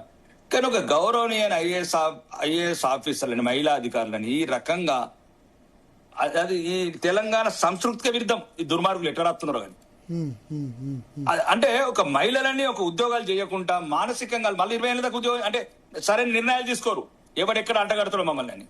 ఇది మాత్రం నేను ఒక్కటి మాత్రం చెప్తున్నా భరత్, ఎక్కడికన్నా సరే దీన్ని ఎక్కడైనా ఖండించగలుగుతాను. నేనైతే ప్రజాస్వామ్యం కాకపోతే ఏ చర్యలు ఎవరన్నా కింగ్ ఉంటే కింగ్ చెప్పేది ఇది గురిపెట్టేయండి. మరి ఇష్టం ఉన్నది కదండి. ఇప్పుడు నేను మళ్ళీ మీరు ఏమంటే మన జర్నలిస్ట్ విలువలు అనేది, జర్నలిస్ట్ విలువలు అంటే మొత్తం ఐఏఎస్ అధికారులని ఇట్లాంటి అది పదం ఉచ్చరించడానికి కూడా ఇబ్బందిగా ఉంది. ఇక మరి ఎవరు చేయాలి ఉద్యోగాలు? గౌరవనీయ మంత్రి వాళ్ళు ఎవరైనా కానీ నీకు ఏదైనా ఉంటే ఒక ప్రాపర్ గా, ఇప్పుడు ఉదాహరణకు ఏదో ఒకసారి ఏబిఎన్ ఎన్టీ తివారి జరిగింది, అట్లనే పెట్టండి, ఈ దరిద్రం పోతుంది. అది కూడా రాధాకృష్ణ ఎక్స్పోజ్ చేసినాడు ఎన్టీ తివారి వ్యవహారం. నేను అన్నా రికార్డెడ్ గా ఎవిడెన్సెస్ ఉన్నా కొద్దిగా అసలు చేయకూడదు. ఒక నైతిక విలువలు ఉన్న ప్రజాస్వామ్యంలో కొద్ది పత్రికలకు కూడా కొన్ని ఒకటి సుప్రీంకోర్టు చెప్పినా, ప్రెస్ కౌన్సిల్ చెప్పినా స్వయం నియంత్రణ అవసరం అన్నారన్న. దీనికి అంతకనెక్క పోలేము. వీళ్ళకి నైతిక విలువలు ఉండాలి, వాళ్ళకి డబ్బే ప్రధానమైంది, ఒకరిని ఎవరినో లేపాలి, ఎవరిని అనగాలి, ఇట్లాంటి వాళ్ళు వాడుకుంటున్నారు అన్న. సరదన్న ఇప్పుడు ఇది రాయడానికి ఊరికనే అంత పెద్ద ఎడిటోరియల్ రాయట్లేదు, వీళ్ళు ఎవరినో తీయాలి, మంత్రివర్గంలో వెళ్ళి కుదురుతలేదు, వాళ్ళకు భాగాలలో తేడా వచ్చిందన్న. భరత్ గారు, రాకేష్ అన్న రాకేష్ అన్న గారికి ఒక దృష్టికి తీసుకురావాలి. చెప్పండి రాకేష్ అన్న గారు, మీరంటే నాకు బాగా ఇష్టం, కుండబద్దలు కొట్టినట్టు మాట్లాడతారు. మా కొత్తగూడెం అన్న సింగరేణి స్కూల్లో చదువుకున్న, సింగరేణిలో పుట్టిపడిన బొగ్గుబాయిలో, సింగరేణిలో 51% రాష్ట్ర ప్రభుత్వంకి వాటా ఉంటే 49% కేంద్ర ప్రభుత్వానికి వాటా ఉంది. మీరు ఇమీడియట్ గా సింగరేణి మీద తెలంగాణ వచ్చినప్పటి నుంచి కొన్ని 1,000 కోట్ల స్కాములు జరిగినాయని నేను మీకు డైరెక్ట్ నా దగ్గర మీకు కలిసి ఇస్తా. మీరు మీ ప్రధానమంత్రికి లెటర్ రాయండి, మీ బొగ్గు గనుల శాఖ మంత్రికి లెటర్ రాయండి. గతంలో ఉన్న టిఆర్ఎస్ ప్రభుత్వము శ్రీధర్ అనే ఒక ఐఏఎస్ ఆఫీసర్ 9 సంవత్సరాలు ఉన్నాడు, కొన్ని 100 ఉద్యోగాలు అమ్ముకున్నారు, అవినీతి జరిగింది అనేది ఓపెన్ సీక్రెట్. మా సింగరేణిలో ఎక్కడ జరిగినా చెప్తారు. బట్టి విక్రమ అన్న, ఒక్క నిమిషం నేను కంప్లీట్ చేయండి. బట్టి విక్రమ గారు వచ్చినాక ఒక మొన్నటిదాకా చైర్మన్ గా పనిచేసిన ఆయన 2,100 కోట్ల స్కామ్ చేసిండు. ఈ 2 సంవత్సరాలు సింగరేణి పూర్తిగా బట్టి గారు తన చెప్పు చేతుల్లో పెట్టుకున్నారని మా సింగరేణిలో ఎవరిని అడిగినా, ఏ బొగ్గు పిల్లని అడిగినా చెప్తారు. అదే విధంగా ఇప్పుడు ఈ బొగ్గు పనులు, నైని బొగ్గు పనులో జరుగుతున్న 25 సంవత్సరాల పాటు లీజుకు సంబంధించి ఆయన ఎవరు, నరేంద్ర చౌదరి అల్లుడు విష్ణు తేజానో రవి తేజానో ఆయన, ప్లస్ కోమటిరెడ్డి వెంకటరెడ్డి అన్నను తమ్ముడు అనిల్ రెడ్డి, ఈ 2 కంపెనీల పాత్ర ఏంది, ఈ క్విట్ ప్రో జరిగిందా లేదా? మీరు ఒక బీజేపీ నాయకుడుగా, ఎమ్మెల్యేగా తెలంగాణ ఆస్తి సింగరేణిని దోచుకుంటున్న ఈ 2 పార్టీలు, టీఆర్ఎస్ గతంలో దోచుకుంది, సింగరేణికి కేంద్రంలో కూడా వాటా ఉంది. సింగరేణి కేంద్రం 49% వాటా, రాష్ట్ర ప్రభుత్వం 51% అయితే. కాబట్టి మీరు ఇమీడియట్ గా కేంద్ర బొగ్గు గనుల శాఖ బొగ్గు గనుల శాఖ మళ్ళీ కిషన్ రెడ్డి చేతిలో ఉంది. ఇప్పుడు భరత్ గారు అక్కడే నాశనం అయింది. అట్లా శరత్ అన్న నాశనం అక్కడే జరిగింది సార్. అన్న శరత్ అన్న మీరు చెప్పారన్న ఒకటే, ఇప్పుడు మీరు చెప్పిన దాంట్లో అంటే నీలాగానే ఆవేదన ఉంది, ఏ రకంగా అవినీతి జరిగింది. కానీ ఇంకొక విషయం మీరు మర్చిపోవద్దు బిడ్డలన్న, ఈ భారతదేశంలో ఫెడరల్ రాష్ట్రాలకు బాగా పవర్స్ ఉన్నాయి. ఒకటి ఏమనుకోవద్దు, ఎందుకంటే ఆ శ్రీధర్ అనే అతను కేంద్ర ప్రభుత్వం 4 సార్లు ట్రాన్స్ఫర్ చేయమనే చేయలేదు రాష్ట్ర ప్రభుత్వం అప్పుడు మా ద్వారా. అంటే కేంద్ర ప్రభుత్వం కూడా ఏం చేయలేదు, యుద్ధం చేయలేదు రాష్ట్రాల మీద. అంటే యుద్ధం అంటే వేరే అంటే ఒక ఉదాహరణకు ఏదంటే వేరే దేశం చేస్తే ఒక రాజ్యాంగం ఎన్నో వెసులుబాటు ఉన్నాయి రాష్ట్ర ప్రభుత్వాలకు. లైక్ ఇప్పుడు చూసిన పార్టీ ఫిరాయింపులు ఇట్లాంటి చాలా వెసులుబాటు ఉన్నాయి. సుప్రీంకోర్టు అనుకుని ఏం చేయలేదు, ప్రధానమంత్రి అనుకుని ఏం చేయలేదు, చేయలేదంటే డిలే ప్రాసెస్ ఉంది. దాన్ని దుర్మార్గులు వాడుకుంటున్నారు. ఇప్పుడు శ్రీధర్ గారిని అన్ని సంవత్సరాలు ఉంచొద్దని ప్రకాశం తెలుసు బాగా, ఆ ప్రభుత్వంలో కొద్దిగా బాగా సలహాదారుడు అవన్నీ ఉండే. అంటే ఒక కేంద్ర ప్రభుత్వం ఒక 5-6 సార్లు పంపింది శ్రీధర్ని తీసేయమన్నో. అంటే నేను అనేది చెప్పాలా సార్, ఒక్క విషయం చెప్పాలా, బిఆర్ఎస్ లో సలహాదారులు, డమ్మీలు, స్టాంపులు. లేదా ప్రకాశం అనేది బాగా నడుతుండే కానీ ఉద్దేశం నేను ఏమంటున్నా, ఆయన చెప్పాను గుండె వేసుకొని విట్టల్ అన్నదానికి అవినీతి అన్నదానికి మీరు నిజంగా ఇప్పుడైనా సరే రాష్ట్ర ప్రభుత్వం కూడా ఒక్కటి కూడా చెప్తున్నా విట్టల్, 2 సంవత్సరాలు అయింది నేను శాసనసభ్యుడిగా అసెంబ్లీలో చెప్తున్నాను, సిగ్గుపడుతున్నాను. నేను డైరెక్ట్ చెప్తున్నాను, ఇవాళ కూడా ఇంటర్వ్యూలో చెప్పాను, ఏం తేడా లేదు. అప్పుడు రెడ్డి అప్పుడు ఎమటరాలని రాజుల దొరలు, అప్పుడు దొరల రాజ్యం, ఇప్పుడు దొంగల రాజ్యం చెప్పి 2 ఇంటర్వ్యూలు ఇచ్చాను. ఏముంది తెలంగాణ మీద 2 సంవత్సరాలు అభిప్రాయం చెప్పిన, అప్పుడు దొరల రాజ్యం, ఇప్పుడు దొంగల రాజ్యం.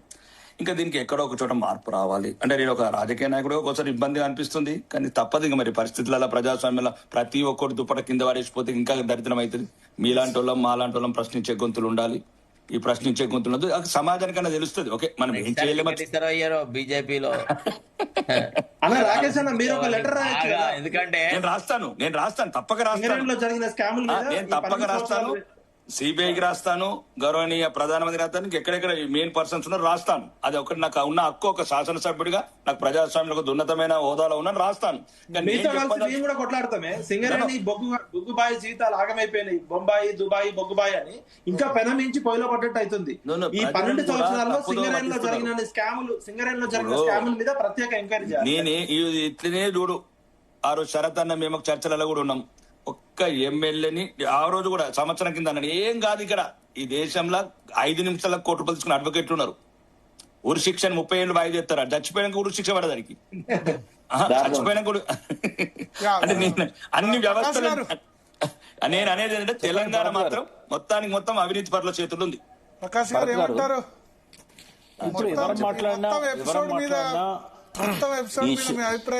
అంటే ఈ ఇష్యూలో మీరు ఇప్పటిదాకా నేను జాయిన్ అయ్యి ఒక 20 నిమిషాలు అయినట్టుంది, అందరు మాట్లాడింది ఒకటే అభిప్రాయం. పార్టీలు వేరు కావచ్చు, ఇప్పుడు రాకేష్ అన్న బీజేపీ కావచ్చు, మావోడు అగ్గి పరాటా కావచ్చు, మా విట్లన్న, అదేవిధంగా శరత్ గారు ఎప్పుడు అడ్వకేట్ కోణంలో నుంచి ప్రజాస్వామ్యబద్ధంగా మాట్లాడే వ్యక్తి. ఎవ్వరమైనా ఒకటే చెప్తాం, ఇప్పుడు ఆ హద్దులు దాటారు. ఎన్టీవీ జర్నలిస్టులు రాసిన వార్త ఏదైతున్నదో ఖచ్చితంగా హద్దులు దాటారు. దాన్ని రాయించింది రాసిన్లో అంటే రాయించారు. ఎందుకు దొంతు రమేష్ కు ఒక లాంగ్ హిస్టరీ ఉంది, 20 సంవత్సరాల నుంచి తెలంగాణ ఉద్యమం కాల నుంచి దొంతు రమేష్ గారిని చూస్తున్నాం. వరంగల్ మాది, వరంగల్లో ఆయన చాలా కాలం పనిచేశారు ఒక లీడింగ్ ఛానల్ కి. అయితే ఏదైనా కూడా జర్నలిస్టులకు స్వయంగా ఇటువంటి నిందలు వేయాల్సిన అవసరం ఏముంటది? ఏదో వెనకాల వాళ్ళ మేనేజ్మెంట్ చెప్తే తప్ప ఇంత సాహసం చేయరు ఎవరు. అంతా మేము చూసుకుంటామని ఒక ధైర్యం కూడా వాళ్ళు చెప్తారు. సరే ఇవాళ ఏమైందంటే మనసుకి ఇష్టం లేకపోయినా కూడా వాళ్ళకు బాధ్యతలు ఉంటాయి, ఈఎంఐలు ఉంటాయి, భార్య పిల్లలు ఉంటారు, ఏదైనా ఉంటే చూసుకుంటాడు కదా. అందరు ఎవరు నిజాయితీగా పనిచేసే పరిస్థితి ఈ దేశంలో గాని రాష్ట్రంలో గాని ఉంటలేదు. వాళ్ళు ప్రైవేట్ జాబ్ అయినా ప్రభుత్వ రంగ జాబులైనా నిజాయితీ పరులు నిజాయితీగా ఏ వ్యవహారాన్ని వాళ్ళు చేసే పరిస్థితి కనబడతలేదు. అటువంటి వాతావరణం ఈకో సిస్టమే లేదు ఎక్కడ కూడా. అయితే సరే ఏదేమైనా కూడా వాళ్ళ ఇంటి మీద దొంగల్లాగా అర్ధరాత్రిలో లేకుంటే తెల్లారగట్లలో పోయి దొంగలం పట్టుకున్నట్టు పట్టుకోవడం కరెక్ట్ కాదు. ఎందుకంటే ప్రజల మధ్య ఉండేవాళ్ళు రోజు ఆఫీస్కి వెళ్తారు, సంతకం పెడతారు, ఒక నోటీస్ ఇవ్వచ్చు, పోనీ అదేమన్నా నాన్ బెయిలబుల్ అఫెన్స్ అంటే అది కూడా కాదు. సో ఇది చాలా ఎక్సెసెస్. రాసిన దానిలో ఎన్టీవీ చౌదరిది ఎక్సెస్, అట్లాగే అరెస్ట్ చేయడంలో సజ్జనార్ గారిది చాలా శృతి మించిపోయింది. ఇంకా నయం దిశ ఎన్కౌంటర్ లాగా వీళ్ళని పట్టుకుపోయి కాల్ చేయలేదు ఆయన. అంతవరకు ఆయనకు థ్యాంక్ చెప్పొచ్చు, ఎందుకంటే అటువంటి హిస్టరీ ట్రాక్ రికార్డు చాలా ఉన్న వ్యక్తి ఆయన. సుప్రీంకోర్టు దాకా పోయి ఇప్పుడు బయటపడడానికి చాలా ప్రయత్నం చేస్తున్నాడు. సరే, మూడో విషయం ఏంటంటే, సరే ఏబిఎన్ కి అందరు క్లీన్ చిట్ ఇస్తున్నాడు కానీ నేనైతే అసలే ఇవ్వను. సమయానుకూలంగా అవసరాన్ని బట్టి ఆయన రాస్తుంటాడు. అన్ని నిజాయితీగానే అన్ని సందర్భాల్లో రాస్తే పోయి కాలు మొక్కేవాడిని. కానీ ఇక్కడ నిజాయితీ గురించి కాదు, ఏబిఎన్ రాసిన స్టోరీలో వాస్తవం ఉందా లేదా అంతే. రేవంత్ రెడ్డి తెలియకుండా ఒక్క నిమిషం, రేవంత్ రెడ్డి తెలియకుండా సిట్ పడ్డదా? అదే రాధాకృష్ణ రాసిడు, మీరు చదివిలో లేదు వల్ల సిట్టు రాధాకృష్ణ రాసింది అది కరెక్టా? రేవంత్ రెడ్డి తెలియకుండా సిట్ ఏర్పాటు చేశారా? పాపం సమర్థించాడే దోస్తు కదా, ఆ సంగతి రేవంత్ రెడ్డికి ఎవరు చెప్పారు? రాధాకృష్ణకు ఆ సంగతి రేవంత్ రెడ్డి తెలియదనే సంగతి ఎవరు చెప్పారు? సరే, కొన్ని విషయాలు నిజాలు ఉండొచ్చు. నేనేమంటున్నా అంటే, ఈ ప్రాసెస్ అనేది 2014 నుంచి నడుస్తున్నది. ఈ నైనా కోల్ బ్లాక్స్ అనేటిది మొట్టమొదటిసారిగా రాష్ట్రేతరుల చేతుల్లోకి పోయింది 2014లో. సింగరేణికి 130 సంవత్సరాల చరిత్ర ఉంది. ఈ 130 సంవత్సరాల చరిత్రలో సింగరేణి తెలంగాణను వదిలిపెట్టి మొట్టమొదటిసారిగా ఒక రాష్ట్రం బయట ఒక కోల్ మైన్ తీసుకోవడం అనేది మొట్టమొదటిసారి జరిగింది 130 ఏళ్ల చరిత్రలో. అది స్టార్ట్ అయిన కాడ నుంచి 2014 తర్వాత ఎంతో వివాదాస్పదమైంది. ఎన్నోసార్లు టెండర్లు పిలిచారు. ఫైనల్ గా 2021లో ఎన్విరాన్మెంట్ క్లియరెన్స్ కానీ ఇవన్నీ కూడా వచ్చినాయి. 23 నాటికి మొత్తం క్లియరెన్స్లు వచ్చినాయి. కొన్నిసార్లు ఆ టెండర్స్ ను మళ్ళీ క్యాన్సిల్ చేసి మళ్ళీ చేయడం జరిగింది. ఫైనల్ గా ఏంటంటే, బట్టి విక్రమార్క ఏకపక్షంగా ఎవరిని సంప్రదించకుండా రద్దు చేసిండు అంటేనే ఇందులో స్కామ్ ఉన్నదనేది లోకమంతటికి కూడా అదే నిర్వివాదమైన అంశంగా బయటపడుతున్నది. అకస్మాత్తుగా అప్పటికప్పుడు పత్రికలో వార్త చూసి ఎందుకు రద్దు చేయాల్సింది? ఆయనే కదా ఇనాగ్రేట్ చేసింది. 2025 ఏప్రిల్లో తనే పోయి కోల్ మైన్ ఆపరేషన్ లోకి తీసుకొచ్చాడు. తనే అక్కడ ఇనాగ్రేట్ చేశాడు ఒరిస్సాలో. మరి ఇన్ని నెలలుగా లేనిది ఒక పత్రికలో వార్త రాగానే, ఆరోపణ రాగానే ధైర్యం ఉంటే, దమ్ముంటే ఫైట్ చేయాలా. నేను చేసింది తప్పు కాదు, నేను కరెక్ట్ చేశానని చెప్పాలి. కానీ తేలుగుట్టిన దొంగలాగా ఆ రద్దు చేయడం అనేది ఇవాళ బట్టి విక్రమార్కను పట్టించింది. ఇవాళ సిబిఐ ఎంక్వైరీ చేసినా ఇంకోటి చేసినా వాస్తవాలు బయటకు వస్తాయి. ఈ రకంగా పాలక వర్గాల మధ్య, అంటే పర్టికులర్ కాంగ్రెస్ పార్టీలో కుమ్ములాటలు జరుగుతూ ఉన్నాయి. ఆ కుమ్ములాట్ల వల్ల ఈ పత్రికలు కూడా వాటి మధ్య ఉన్న మీడియా వల్ల. కోమటిరెడ్డి మీద స్టోరీ వెనక నిజంగానే ఆంధ్రజ్యోతి కథనం రాసినట్టు ఉన్నారా? బట్టి విక్రమార్క ఉన్నారా? నేను అది చెప్పలేను. కానీ ఒకటి ఏంటంటే, ఇక్కడ 2 విషయాలు బయటకు వచ్చినాయి.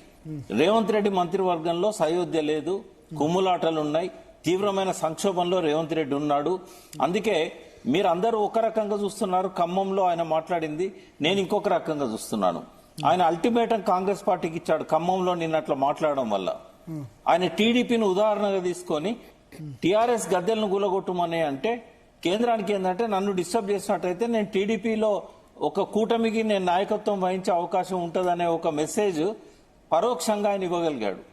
అది మొదటి నుంచి కూడా నేను చెప్తున్నా, మనిషి ఇక్కడ ఉన్నాడు, మనసు అక్కడ ఉంది. ఆయన ఎప్పుడు కూడా కాంగ్రెస్ కల్చర్ కాదు, కాంగ్రెస్ లో లేడు. ఇవాళ అవసరం కోసం కేసీఆర్ మీద చంద్రబాబు పగ తీర్చుకునే క్రమం లోపల, కసి తీర్చుకునే క్రమం లోపల రేవంత్ రెడ్డిని ముందు పెట్టి చంద్రబాబు నాయుడు నాటకం ఆడుతున్నారని చెప్పాను. సో ఇవాళ అది బట్టబయలు చేసుకున్నాడు. ఆయన టీడీపీ ప్రస్తావన తీసుకొచ్చి జెండా గద్దెలు కూలగొట్టుమని. నేను ఒక్క మాట అడుగుతా, రాకేష్ అన్న జాగ్రత్తగా వినాలి. రాగద్వేషాలకు అతీతంగా నేను పరిపాలన చేస్తాను రాజ్భవన్ లో హైకోర్టు చీఫ్ జస్టిస్ సమక్షంలో రేవంత్ రెడ్డి గారు ప్రమాణ స్వీకారం చేస్తారు. ఇవాళ చంద్రబాబు పట్ల అనురాగం, ఇవాళ గత పాలకుల పట్ల ద్వేషం, ఆ పార్టీ పట్ల ద్వేషం చాలా స్పష్టంగా మన ఖమ్మంలో కనబడ్డది. జెండా గద్దెలు కూలగొడితే ఏమవుతుంది? రక్తపాతం జరుగుతుంది. చాలాసార్లు రాయలసీమలో జెండా గద్దెలు కూలగొట్టడానికి వస్తే చేతులు నరికేసిన సందర్భాలున్నాయి, హత్యలు చేసిన సందర్భాలున్నాయి. ఒక ముఖ్యమంత్రి బాధ్యతలో ఉండి బహిరంగ సభలో అట్లా రెచ్చగొట్టే ప్రసంగం చేస్తే సువమోటోగా హైకోర్టు ఎందుకు తీసుకోవట్లేదు? ఆర్టికల్ 356 కింద కేంద్రంలో ఉన్న పరిపాలకులు రాష్ట్రపతి ద్వారా ఈ ప్రభుత్వాన్ని ఎందుకు రద్దు చేయించడం లేదు? ఒక ముఖ్యమంత్రి రాగద్వేషాలకు అతీతంగా పరిపాలన చేస్తానని ప్రమాణాలను ఉల్లంఘిస్తే ఈ రాజ్యాంగంలో దానికి శిక్ష లేదా? మరి ఎవరు పడితే వాళ్ళు ముఖ్యమంత్రులైన వాళ్ళు ఇష్టం వచ్చినట్టు వైలెన్స్ రెచ్చగొడతా ఉంటే ఈ సమాజం చూస్తూ కూర్చోవాలన్నా? ఈ ప్రశ్నలకు సమాధానాలు కావాలి భరత్ గారు. ప్రకాష్ అన్న ఒక్క నిమిషం కాంగ్రెస్ కాంగ్రెస్ తరఫున ఒక్క నిమిషం భరత్ గారు ప్రకాష్ అన్న మాట్లాడిన దానికి ఒక పాయింట్ యాడ్ చేస్తున్నా. తెలంగాణ ఉద్యమం వచ్చిందే సమైక్యాంధ్ర పాలకులు కోస్తాంధ్ర పాలకులకు వ్యతిరేకంగా, టీడీపీ పార్టీ పుట్టిందే కాంగ్రెస్ కి వ్యతిరేకంగా. అలాంటి మా ఖమ్మం జిల్లాలో ఎంతో మంది కాంగ్రెస్ కార్యకర్తలు చనిపోయిన ఖమ్మం జిల్లాలో ఒక కాంగ్రెస్ పార్టీ ముఖ్యమంత్రి ఇండియా కూటమిలో ఉన్న ముఖ్యమంత్రిపై ఆపోజిట్ ఎన్డీఏ కూటమిలో ఉన్న టీడీపీ జెండాలు ఎగురుతుంటే టీడీపీ గురించి మాట్లాడుతుంటే ఈయన పొలిటికల్ వ్యభిచారం అనేది బహిరంగంగా ఒప్పుకున్నాడు. ఇలాంటి వ్యక్తి ముఖ్యమంత్రి పదవికి 1 మినిట్ కూడా పనికిరాడు. ఆయన డైరెక్ట్ చెప్తున్నాడు, నేను ఖమ్మంలో పెట్టిన ఎంగిలి ఆకులు తినే వాళ్ళ ఖమ్మంలో బూట్లు నాకే బానిసని, తెలంగాణ వాడిని కాదు, ఖమ్మంలో 4 ఖమ్మంలో ఓట్లు వస్తాయి, టీడీపీ జెండా కావాలని చెప్తున్నాడు. ఇలాంటి ముఖ్యమంత్రి తెలంగాణకు అస్సలు పనికిరాడు. తెలంగాణ అనే పదాన్ని త్యాగంతో వచ్చింది. తెలంగాణ 1200 మంది చచ్చిపోతూ వచ్చింది. రేవంత్ రెడ్డి నిన్న ఖమ్మం జిల్లాలో మా ఖమ్మం జిల్లా ఆత్మని తెలంగాణ ఉద్యమం 69లో ఖమ్మం జిల్లాలో కొత్తగూడెంలో పాల్వంచులో పుట్టింది. అక్కడ మేము మా కుటుంబాలన్నీ టీడీపీకి వ్యతిరేకంగా ఖమ్మంలో ఆధిపత్యానికి వ్యతిరేకంగా కొట్లాడినాం, ప్రాణాలు కోల్పోయినాను. అలాంటిది ఏం మెసేజ్ ఇస్తున్నాడు తెలంగాణ ముఖ్యమంత్రి చంద్రబాబు నాయుడు చెంచానా? ఖచ్చితంగా తెలంగాణ సమాజం దృష్టిలో రేవంత్ రెడ్డి గజ దొంగగా మిగిలిపోతాడు. ఓకే, చరణ్ కౌశిక్ గారు. సార్ దయచేసి వీళ్ళు సీనియర్ జర్నలిస్టులు అంటారు, బూతులు మాట్లాడతారు. ఏం మాట్లాడి నాకు అర్థం కాక భాష మాట్లాడేటప్పుడు ఏమన్నా నేను సీనియర్ జర్నలిస్ట్ అని వీటల్ గారు మాట్లాడారు. ఏం మాట్లాడి ఇంతసేపు బూతులు? అరే మీ జర్నలిస్ట్ అని చెప్పుకోవడం ఎందుకు? మరి అట్లాంటప్పుడు భాష గురించి మీరు మాట్లాడతారు, బూతులు మీరు మాట్లాడేది కన్స్ట్రక్టివ్ వేలో మాట్లాడాలి, ఎవరు అభ్యంతరం లేదు. మాట్లాడితే నేను తెలంగాణ ఎవరు మీ ఉద్యమకారులం కాదా? మీరు ఒక్కరే ఉద్యమకారులా? మేము లేవా తెలంగాణ ఉద్యమంలో? నాకు అర్థం కాకడతా ఏందండి భాష మాట్లాడేటప్పుడు మర్యాదగా పద్ధతిగా ఒక్కోళ్ళు ఏజ్లో పెద్దోళ్ళు నాతో అనిపించుకుంటారా మీరు? ఏమన్నా నాకు ఎవరు వేరే వాళ్ళు మాట్లాడితే వాళ్ళు ప్రశ్నించారు, మీరు మాట్లాడితే ఎట్లా? దయచేసి మేము అరే వాళ్ళని అనే ముందు మీరు కూడా భాష మార్చుకోవాలి కదా. విఠల్ గారు మీరు మాట్లాడే బూత్ మాట్లాడతారా? విఠల్ గారు మీరు మాట్లాడేది మ్యూట్ లో ఉంది, రావట్లేదు. ఇప్పుడు విఠల్ గారు చెప్పినట్టు రేవంత్ రెడ్డి గారు నడుచుకోవాలంట. అంటే ఆయన చెప్పినట్టు వాళ్ళు ఎందుకు నడుచుకుంటారు? నాకు అర్థం మీరేమన్నా డిక్టేట్ మేము ఫాలో అవుతాం. నాకు అర్థం కాక జరసేపు ఆపు సార్, మీరు మాట్లాడుతూ మేము గంట చెప్పిన ఓపిక ఉండాలి సార్. ఆగాల ప్లీజ్, దయచేసి ఆగాలి. అరే ఆగి సార్, మీరు మాట్లాడు ఆవేశంగా మాట్లాడితే పని కాదు. దయచేసి ఆగాల. మీరు ఆగాలి. సీనియర్ జర్నలిస్ట్ గారు ఆపాలి. మీరు ఉద్యమకారులు, మీ అంతా ఉద్యమకారులు కాదు, మీరు ఒక్కరే ఉద్యమకారులు. మీరు చేస్తే తెలంగాణ వచ్చింది, ఎవరు చేస్తే రాలేక. మీరు మాట్లాడేటప్పుడు సార్ దయచేసి ఆపాలా. మీ కోపం ఆమె చూపించదు దయచేసి. నాకు అర్థం కాకడతా మాదేనా సార్ మరి సన్నాసం అంట? నాకు అర్థం కాక కాంగ్రెస్ పార్టీ విఠల్ గారు చెప్పింది మాట్లాడాలి, ప్రకాష్ గారు చెప్తున్నారు ఇంత. ఏంటంటే సార్ మరి బీఆర్ఎస్ ప్రభుత్వంలో మీరే ఉన్నారు సార్, ఎన్ని కాంట్రాక్ట్ రద్దు సార్? మీ ఆయనలో ఎన్ని సీట్లు వేసారు సార్? మరి ఆనాడు ఎందుకు మాట్లాడలేదు సార్? మీరు 100 చెప్పనా? 100 చెప్తా. మీరు మధ్యలో మధ్యలో వస్తుందండి, ఇదే నా పద్ధతి. మీరు మాట్లాడేది అరే ఆప్ సార్ ఆపాల మీరు. అరే నాకు అర్థం కాదు, ఇంత ఓపిక లేకపోతే మీరేం జర్నలిస్ట్? అందరూ చెప్పింది ఇంట్లో 6 మంది మాట్లాడింది నేను, ఇంత ఓపిక లేకపోతే ఎట్లండి?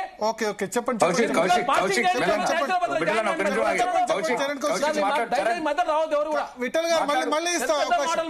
కూడా. నీడనిచ్చిన చెట్టు నరికే వ్యక్తిత్వం కాంగ్రెస్ పార్టీది కాదు, రేవంత్ రెడ్డి కాదు కాంగ్రెస్ పార్టీ.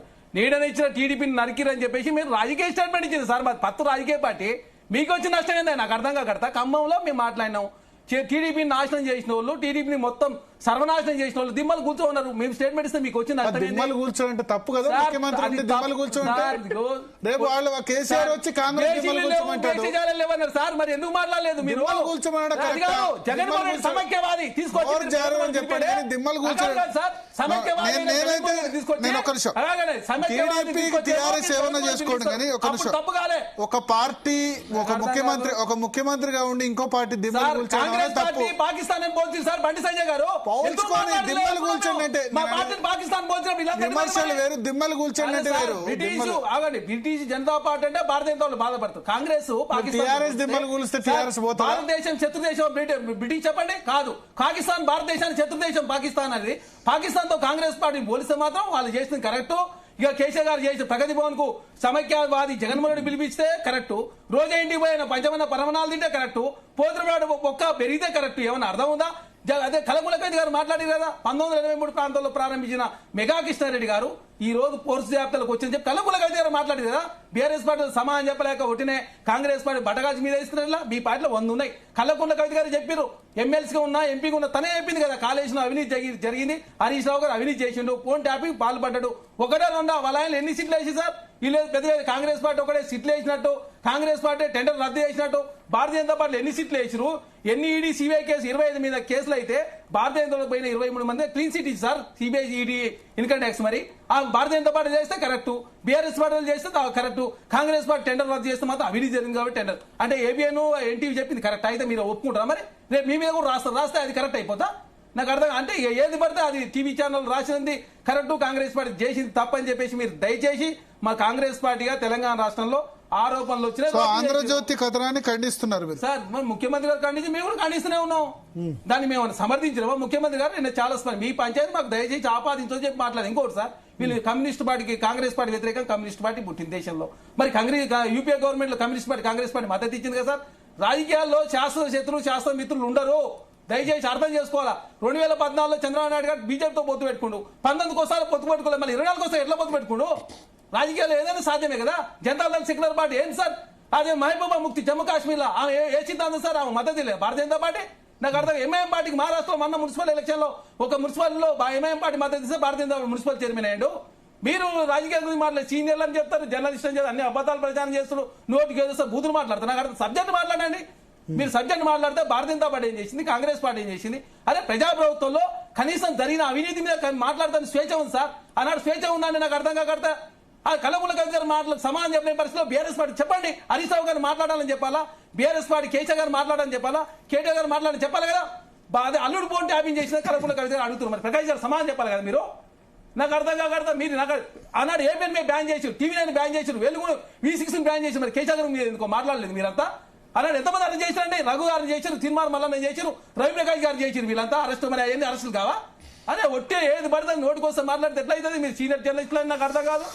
తెలంగాణ ఉద్యోగంలో వాళ్ళే ఉన్నట్టు విఠల్ గారు ఒకరే ఉన్నాయి, మీరేమో తెలంగాణ ఉద్యోగంలో కాంగ్రెస్ తెలంగాణ రాష్ట్రం లేదా? మేము ఆంధ్ర రాష్ట్రం 25 వాళ్ళ తరఫున కొట్లాడింది మేము కాదండి సార్, ఆగాల మీరు. అదే యూపీ ఉత్తరప్రదేశ్ లో మమతా బెనర్జీ అదే మాయావతి గారు 5 రాష్ట్రాలు చేయాలని చెప్పేసి తీర్మానం చేసి పంపించింది సార్. ఎందుకో ఉత్తరప్రదేశ్ డివైడ్ కాలేదు.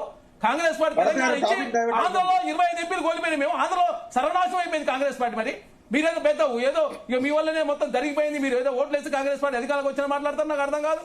మేము ప్రతిపక్షం కోల్పోయింది సార్ తెలంగాణ ఇచ్చి. మరి అట్లాంటి కాంగ్రెస్ పార్టీ సోనియా గాంధీ ఎంత బాధపడాలి? మరి ఎందుకు మీరు కొట్లాడుకుని ఎందుకు ప్రజాస్వామ్యం ఇది? అదే కనీసం మనం ప్రశ్నించుకోకపోతే ఏందండి ఇది? డెమోక్రసీనా? కనీసం స్వేచ్ఛ లేదా? అంటే ఫామ్ హౌస్ లో ప్రగతి భవన్ లో కూర్చొని కనీసం కేబినెట్ సమావేశాలు జరిగితే కనీసం ఎవరైనా మాట్లాడిన పాపం జరిగిందా? కనీసం కేబినెట్ సమావేశాలు జరిగినాయండి. అందుకని మీరు పెట్టే ప్రయత్నం Namaste Telangana, T news, Telugu scribe, ఈ బీఆర్ఎస్ పార్టీ నాయకులు అదేవిధంగా కొన్ని ఛానళ్ల పంచాయతీ మాకు ఆపాదించి సిట్ వేస్తే దాన్ని సిట్ ఎన్నట్టు వేయనట్టు, అసలు సిట్ సత్యనారాయణ గారు ఆ బీఆర్ఎస్ ప్రభుత్వంలో పనే చేయనట్టు ఏమన్నా అర్థం ఉందా సార్? బీఆర్ఎస్ పార్టీ వాళ్ళు ఎన్నడూ జర్నలిస్టులు అరెస్ట్ చేయనట్టు. సార్ దయచేసి మీరంతా అడ్వకేట్లు, జర్నలిస్టులు, దయచేసి మీరు కూడా బూతులు మాట్లాడితే దయచేసి దండం పెడితే మీరు బూతులు మాట్లాడాలి. వాళ్ళు మాట్లాడారు. విఠల్ గారు చెప్పండి. ఒక్క నిమిషం ఒకటే మాట చెప్పండి. పాపం ఈ చరణ్ కౌశిక్ వీర విధేయతను గుర్తించి ముఖ్యమంత్రి ఇమ్మీడియట్ గా ఆయన కార్పొరేషన్ చైర్మన్ కార్పొరేషన్ అన్నా. మేము కాంగ్రెస్ పార్టీలో సీనియర్ని, నేను స్టేక్ హోల్డర్ ని గుర్తుపెట్టుకోవాలా. మేము బానిసలు. కాంగ్రెస్ పార్టీలో స్వేచ్ఛ ఉంటది, అది డెమోక్రసీ పూర్తి. మేము నాకు కాంగ్రెస్ పార్టీ ఇంత స్వేచ్ఛ ఉంటుంది. స్వేచ్ఛను మీరు గౌరవించాల్సి పోయి కాంగ్రెస్ పార్టీ అవి ఏం అవినీతి చేస్తే సార్ 11 రోజు నుంచి 6 ఓడి తీసుకొచ్చి రాష్ట్రాన్ని నడుపుతుంటే నాకు అర్థం కాకడతా. ఆడేదో ఉందట మేమేదో దోసుకున్నామంట. అదే కలవకులకైతే ప్రశ్నకి ఇదో సమాధానం చెప్తారు. వాళ్ళని అడగలగా మీరంతా డెమోక్రటిక్ వేలో మీరు అడగాలి సార్. ఒక జర్నలిస్ట్ మీరు కలవకులకైతే ఎన్ని చెప్పింది సార్? మా ఆయన ఫోన్ ట్యాపింగ్ చేసిన చెప్పి కేసీఆర్ గారు మాట్లాడాలని చెప్పి మాట్లాడారు మీరంతా. ఎందుకు సార్ మీరంతా కాంగ్రెస్ పార్టీ లేకపోతే ఈ దేశం అధోగతి పాలైతే దయచేసి అర్థం చేసుకోవాలా. మీరు చూస్తారు సార్ పక్కన కాంగ్రెస్ పార్టీ లేకుండా ఏ పార్టీ లేకుండా ఏం కాదు దేశానికి. భారతీయ జనతా పార్టీ మాట్లాడు నార్త్ అండ్ సెంట్రల్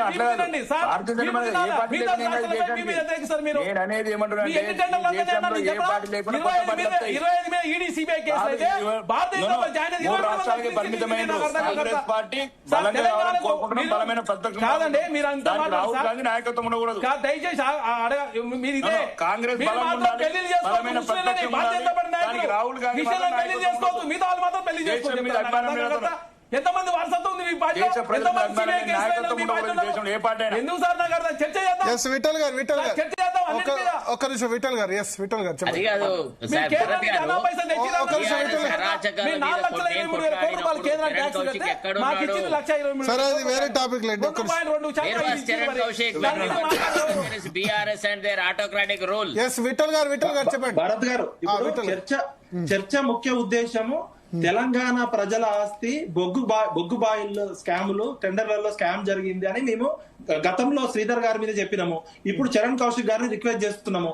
గతంలో టీఆర్ఎస్ సాయంలో 10 ఏళ్లు పనిచేసిన శ్రీధర్ గారి మీద మీరు స్పెషల్ ఎంక్వైరీ చేయండి. అదే విధంగా 2 సంవత్సరాల్లో కాంగ్రెస్ పార్టీ అధికారంలోకి వచ్చినాక ఎందుకు బట్టి గారి మీద, సింగరేణి సంస్థ మీద పదే ఆరోపణలు వస్తున్నాయి? మీ రాహుల్ గాంధీ గారు ఒకవైపు రాజ్యాంగం పట్టుకొని తిరుగుతారు కదా, మేము కూడా కాంగ్రెస్ పార్టీ గెలవడానికి శరత్ అన్న నేను 31 కాన్స్టిట్యూన్సీలు తిరిగినాం. టీఆర్ఎస్ పార్టీతో 10 ఏళ్లు కొట్లాడింది శరత్ అన్న, మేము 119 కేసులని. కేసీఆర్ ని ఎదిరించి కచరా అనే పేరు పెట్టి జైలుకు పోయినప్పుడు మీరు ఎవరు కనపడలేదు మాకు. మీరు ఒక్కరే ఉన్నారు ఇక. మేము లేవు కదా, తెలంగాణ కేసులు చెప్తున్నాం. ఎక్కడున్నారు సార్? ఆమనగల్లో పాదయాత్రకు వచ్చి మళ్ళీ కనపడరా మీరు? నాకు అర్థం కాకడతా. మేము లేవని చెప్పారు. మా మీద తెలుసా మీకు? ఒట్టిలో మాట్లాడదాం. కాంగ్రెస్ పార్టీ ఎప్పటి నుంచి తెలుసా మీకు?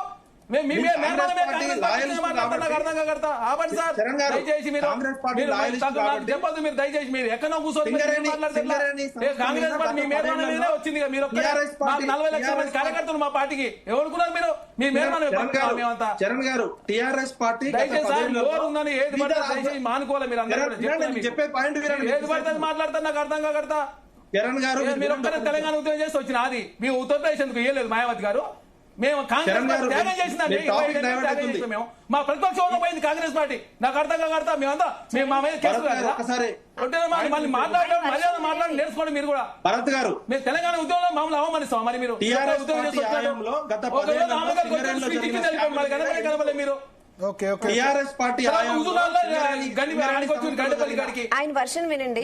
ఆయన వర్షం కాదు, మాట్లాడేటప్పుడు మర్యాదగా పద్ధతిగా సీనియర్ జర్నలిస్టు ఆయన వర్షన్ చెప్పిన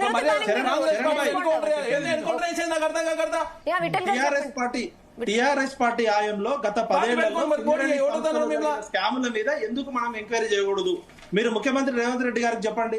శ్రీధర్ గారు 9 సంవత్సరాల నుండి సింగరేణి సంస్థలో కొన్ని వందల స్కాములు చేసిరని మాకు ప్రత్యక్షంగా అనుభవం ఉంది. అదే విధంగా ఈ 2 సంవత్సరాల్లో మీ కొండా సురేఖ గారి కూతురు మొత్తం గన్నుల కల్చర్ వచ్చింది తెలంగాణలో. రోహిన్ రెడ్డి దగ్గర గన్ను ఉంది, ఆ సుమంత్ అనే దగ్గర గన్నులు ఉంది. గన్నులు పెట్టి బెదిరిస్తున్నారు కాంట్రాక్టర్. చెప్పండి. కొండ సురేఖ మా పార్టీలో మెంబర్షిప్ ఉందా అంటున్నాం మేము. అంటే ఒక బీసీ మహిళను పట్టుకొని కాంగ్రెస్ పార్టీ ఆపాదిస్తారు మీరంతా కలిసి. ఏమన్నా అర్థం ఉందా? సుష్మితా పటేల్ అంగీకరిస్తారా? సుష్మా మాకేం సంబంధం? మా కాంగ్రెస్ పార్టీ కాదని తండ్రి నిర్ధారించుడు. కొండ మురళి గారు ఒకసారి స్టేట్మెంట్ తీసుకోండి.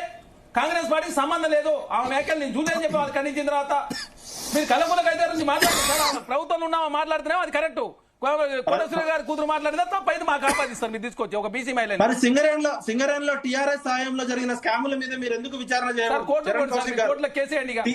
టీఆర్ఎస్ సాయంలో జరిగిన స్కాముల మీద మీరు ఎందుకు విచారణ చేయకూడదు? సింగరేణి సంస్థలో శ్రీధర్ గారు 9 ఏళ్ల పాటు ఎండీ ఉన్నాడు. కొన్ని వందల స్కాములు జరిగినాయని వస్తుంది. మీరు ఇప్పుడు రేపు రాయండి, ముఖ్యమంత్రి గారికి లెటర్ రాయండి, మీరు ప్రధానమంత్రికి రాయండి. మీరు ఉద్యమం చేయండి సార్. దయచేసి మీరు కోర్టుకు వెళ్ళండి. ఇక మీరు ఒక్కరే తెలంగాణ రక్షిస్తారు. విఠల్ గారు తప్ప ఈ తెలంగాణ రాష్ట్రాన్ని ఎవరు రక్షించలేరు. మీరు రక్షిస్తారు కాబట్టి మీరు కోర్టుకు వెళ్ళండి. ఇక మీరు ఒక్కరే మేమందరం తెలంగాణ ఉద్యమం లేవు, తెలంగాణ మీడియా లేదు, సప్పన్నవారు ఎవ్వరు పోరాటం చేయలేదు. మీరు చేసినా వచ్చింది తెలంగాణ. కాంగ్రెస్ చేసిన స్కాముల మీద బాధ్యత లేదా? ఏం స్కామ్ చేసినా మేము 11వ రోజు ఆర్మీ స్కామ్ చేసినాం. నాకు అర్థం కాదు స్కామ్ ఎక్కడ స్కామ్ చేసినాం అంటే ఒక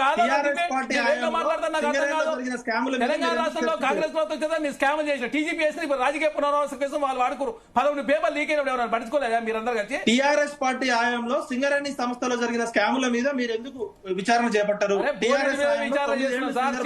జరుగుతున్నాయి. ఫోన్ ట్యాపింగ్, కార్ రేసింగ్ ఒకటి. చరణ్ కౌశిక్ గారు అన్నారు కదా ఫోన్ ట్యాపింగ్. ఒక బ్రేకింగ్ న్యూస్ అందుతోంది. బ్రేకింగ్ న్యూస్ రాష్ట్రాన్ని షేక్ చేస్తున్న న్యూస్ అందుతోంది. నేను సారీ ఈ టాపిక్ నుంచి ఇంకా ఈ టాపిక్ నుంచి సెలవు తీసుకుంటా, ఎందుకంటే చాలా అత్యంత ఇంపార్టెంట్ బ్రేకింగ్ న్యూస్ అందుతోంది. ఫోన్ ట్యాపింగ్ కేసులో హరీష్ రావుకి సిట్ నోటీసులు జారీ చేసినట్టుగా సమాచారం అందుతోంది. రేపు ఉదయం జూబ్లీహిల్స్ పోలీస్ స్టేషన్ లో విచారణకు హాజరు కావాలని హరీష్ రావుకు నోటీసులు జారీ చేసినట్టుగా సమాచారం అందుతోంది. Rehana, so breaking news, Harish రావును ఫోన్ ట్యాపింగ్ కేసులో విచారణకు హాజరు కావాలని స్పెషల్ ఇన్వెస్టిగేషన్ టీం సిట్, ఈ సిట్ కూడా సజ్జనార్ నేతృత్వం వహిస్తున్నారు. ఇది ఐపీఎస్ ఆఫీసర్లతో సిట్ ఏర్పాటు చేశారు ఫోన్ ట్యాపింగ్ కేసు పర్యవేక్షించేందుకు. సో ఈ ఫోన్ ట్యాపింగ్ కేసు పర్యవేక్షించేందుకు జారీ చేసిన తర్వాత గతంలో ప్రభాకర్ రావును సుప్రీంకోర్టు దగ్గర నుంచి అనుమతి తీసుకొని విచారించారు. ఇప్పుడు హరీష్ రావును సిట్ ఎంక్వైరీ కోసం పిలిచినట్టుగా సమాచారం అందుతోంది. రేపు ఉదయం 11 గంటలకి హరీష్ రావుని విచారణకు హాజరు కావాల్సిందిగా సిట్ నోటీసులు జారీ చేసింది. అయితే హరీష్ రావు ప్రస్తుతం హైదరాబాద్ లో అందుబాటులో లేనట్టున్నారు.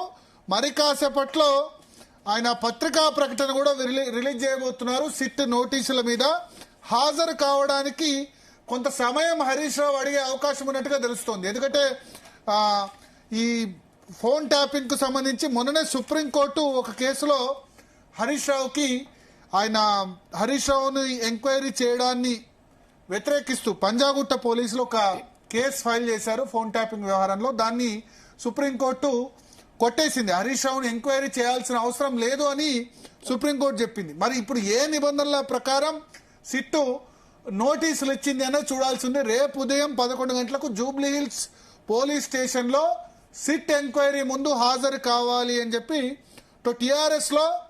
బీఆర్ఎస్ లో బిగ్ అత్యంత కీలక నేత హరీష్ రావుకు సిట్ నోటీసులు జారీ చేసింది. ఆయన సాక్షిగానా, అక్యూజ్డ్ గానా, నిందితుడిగానా, ఎందుకంటే హరీష్ రావు ఫోన్ ట్యాప్ చేసినట్టు కూడా గతంలో వాళ్ళు ఆరోపించారు. సో ఈ నేపథ్యంలో హరీష్ రావును విచారణకు పిలవడం అనేది చాలా సెన్సేషన్ సృష్టిస్తోంది. సెన్సేషన్ వార్త మరొకసారి. ఫోన్ ట్యాపింగ్ వ్యవహారంలో హరీష్ రావుకు నోటీస్ ఇచ్చినట్టుగా తెలుస్తుంది. దీని మీద హరీష్ రావు అఫీషియల్ రియాక్షన్ మరి కాసేపట్లో ఇవ్వబోతున్నట్టుగా తెలుస్తుంది. మాట్లాడదాం. మనతో పాటు శరత్ గారు ఉన్నారు, అడ్వకేట్ శరత్ గారు ఉన్నారు, అదేవిధంగా తెలంగాణ విఠల్ గారు ఉన్నారు, రాకేష్ రెడ్డి గారు ఉన్నారు, వి ప్రకాష్ గారు ఉన్నారు, చరణ్ కౌశిక్ గారు కూడా ఉన్నారు. శరత్ గారు, సార్ హరీష్ రావుకు సిట్ నోటీసులట రేపు అటెండ్ కమ్మని చెప్పారు. ఏముంది, రేపు కాకుంటే ఎల్లుండి అప్పేర్ అవుతాడు. రేపే కావాలా, అదేముంది పెద్ద అక్కడ క్యాపిటల్ పనిష్మెంట్ ఏమున్నది కానీ అంత అవుతుంది. ఒకటేంటంటే ఈ డైవర్జన్ పాలిటిక్స్ అనేది ఒకటి ఉంది కదా మన దగ్గర తెలంగాణలో. ఇప్పుడు ఈ నైని బొగ్గు గనులది పోవాలా, ఇప్పుడు మళ్ళా ఈ తెర మీదకి దీన్ని తీసుకొస్తారనమాట. ఇది అంతా సొళ్ళ రాజకీయం సార్. తెలంగాణ పోయింది, తెలంగాణ ఇంట్రెస్ట్లు పోయినాయి, ఇప్పుడు అంతా ఫోన్ ట్యాపింగ్. రాకేష్ రెడ్డి గారి ఆవేదనను విన్న తర్వాత మీకు అర్థమైంది కదా ఒకటే. ఇప్పుడు ఏముందండి, ఇప్పుడు హరీష్ రావు వచ్చి ఏం గొప్ప ఇన్ఫర్మేషన్ ఇస్తాడు, సిట్